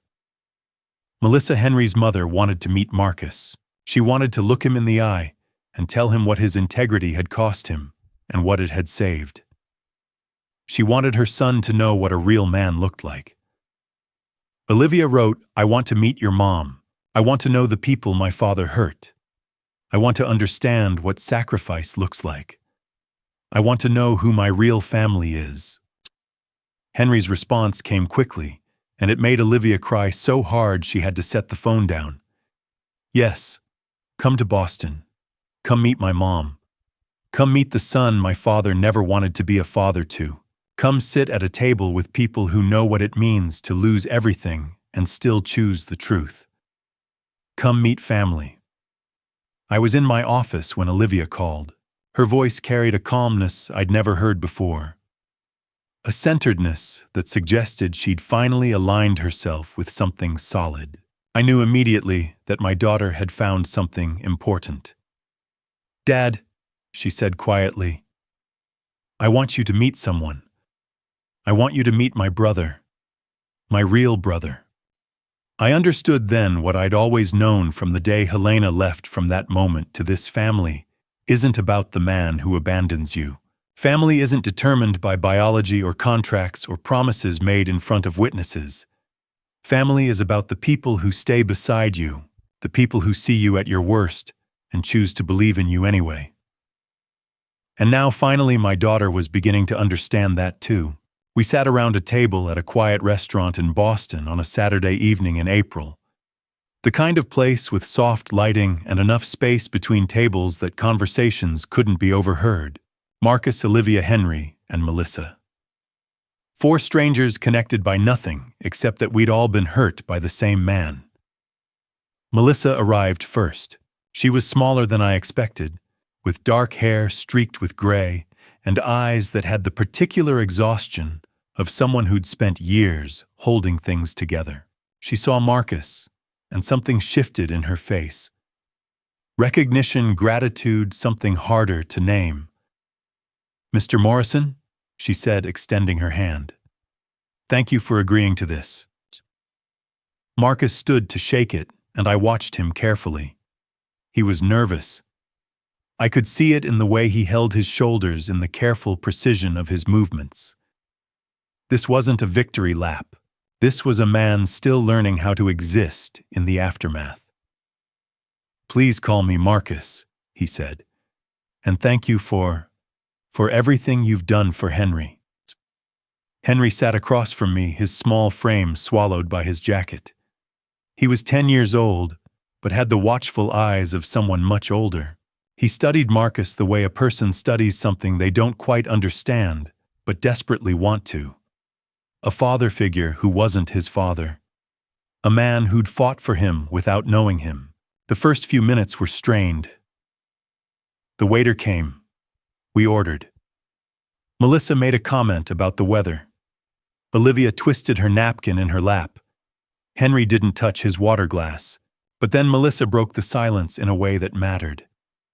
"I want you to know," she said, looking directly at Marcus, "what you did for my son. Not just the legal part. Not just standing up against Robert in court. What you did was protect a child you didn't owe anything to. You chose truth over everything else. And that choice saved Henry's life. Not literally, but in every other way that matters." Marcus looked down at his hands. When he looked up again, his eyes were wet. "Henry deserved that," he said quietly. "He deserves more than what Robert was willing to give him." "He does," Melissa agreed. "And now he has it because of you." Henry shifted in his seat. He looked at Marcus for a long moment, then back down at his plate. The silence between them was different now, not uncomfortable, but thick with something I couldn't quite name.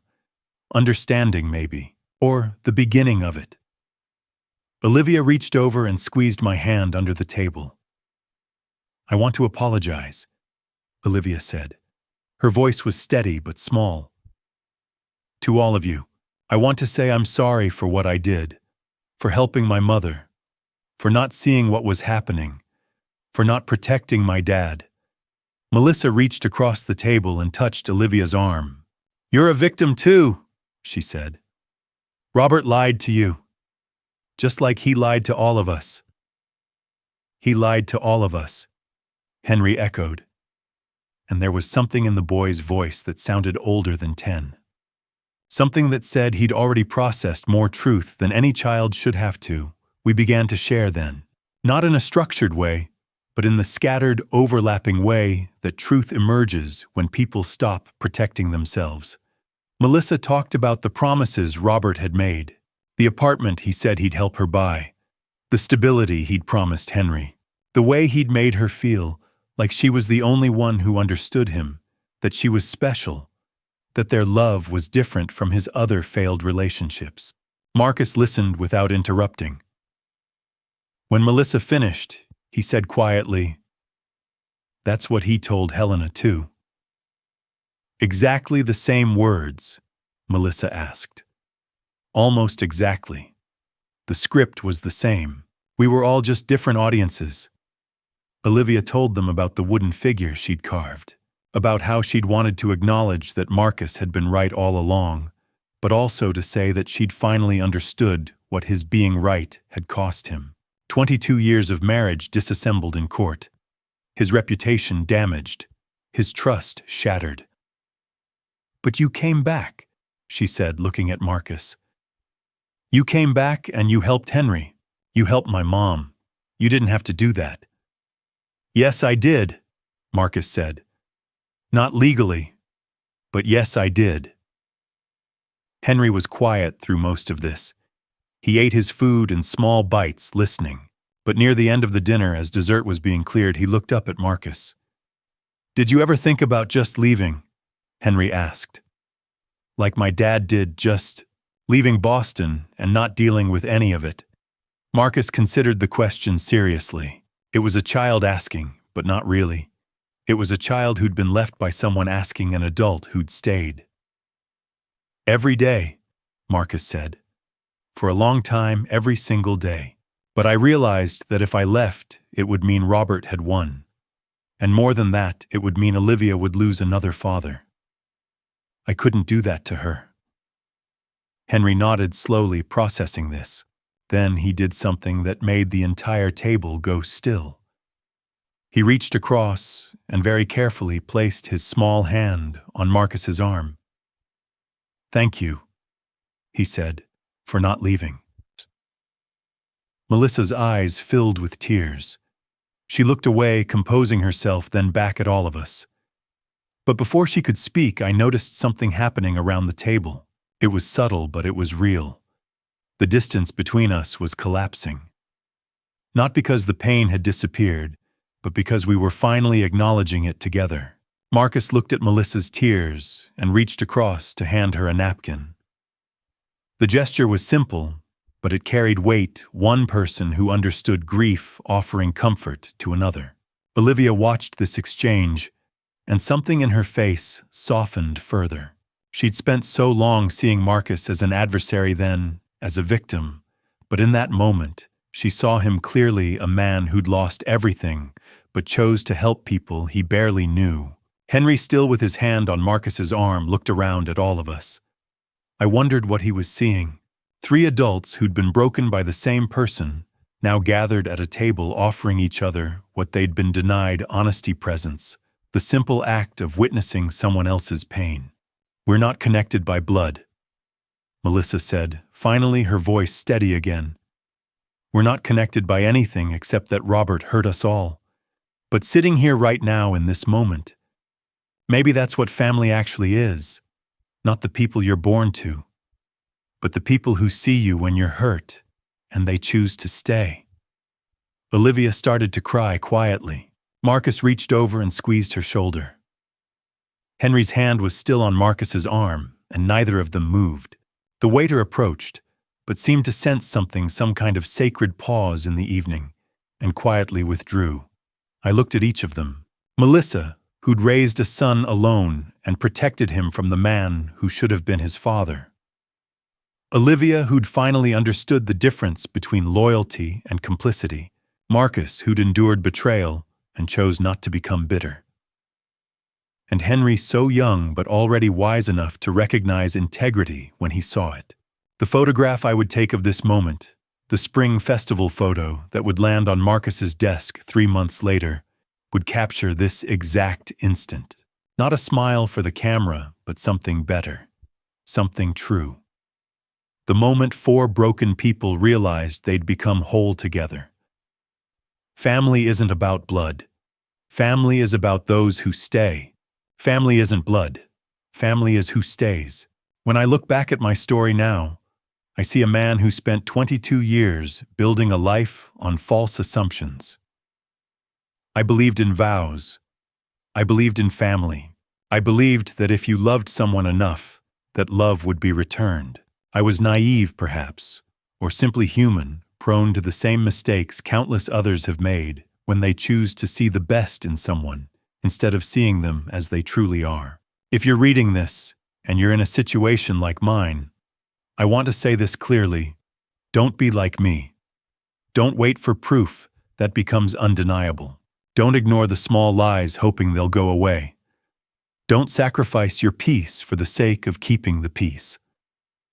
The cost is far higher than you think. The investment you make in denying reality will only compound the debt you eventually have to pay. But here's what I learned, and what I want you to know. Trust your instincts. When something feels wrong, it usually is. And more importantly, understand that God, whether you believe in Him the way I do or not, rewards honesty. I prayed through the darkest parts of this trial, and what I received wasn't the outcome I wanted. It was something better: clarity.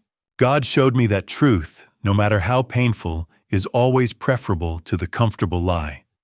Standing for what's right doesn't guarantee you'll win everything. But I discovered something far more valuable. When you align yourself with truth, you become unbreakable. Not because nothing can hurt you, but because the hurt can no longer define you. God provided for me through the most expensive legal battle of my life. He brought people into my corner when I had no one. And He showed me that the family drama I experienced wasn't a punishment, it was a refinement. And the real lesson from this family drama came not from the courtroom victory, but from what happened after. When I chose to help Melissa and Henry, not because I owed them anything, but because it was the right thing to do. When I opened my arms to Olivia again, not because she asked perfectly, but because I understood she was a victim too.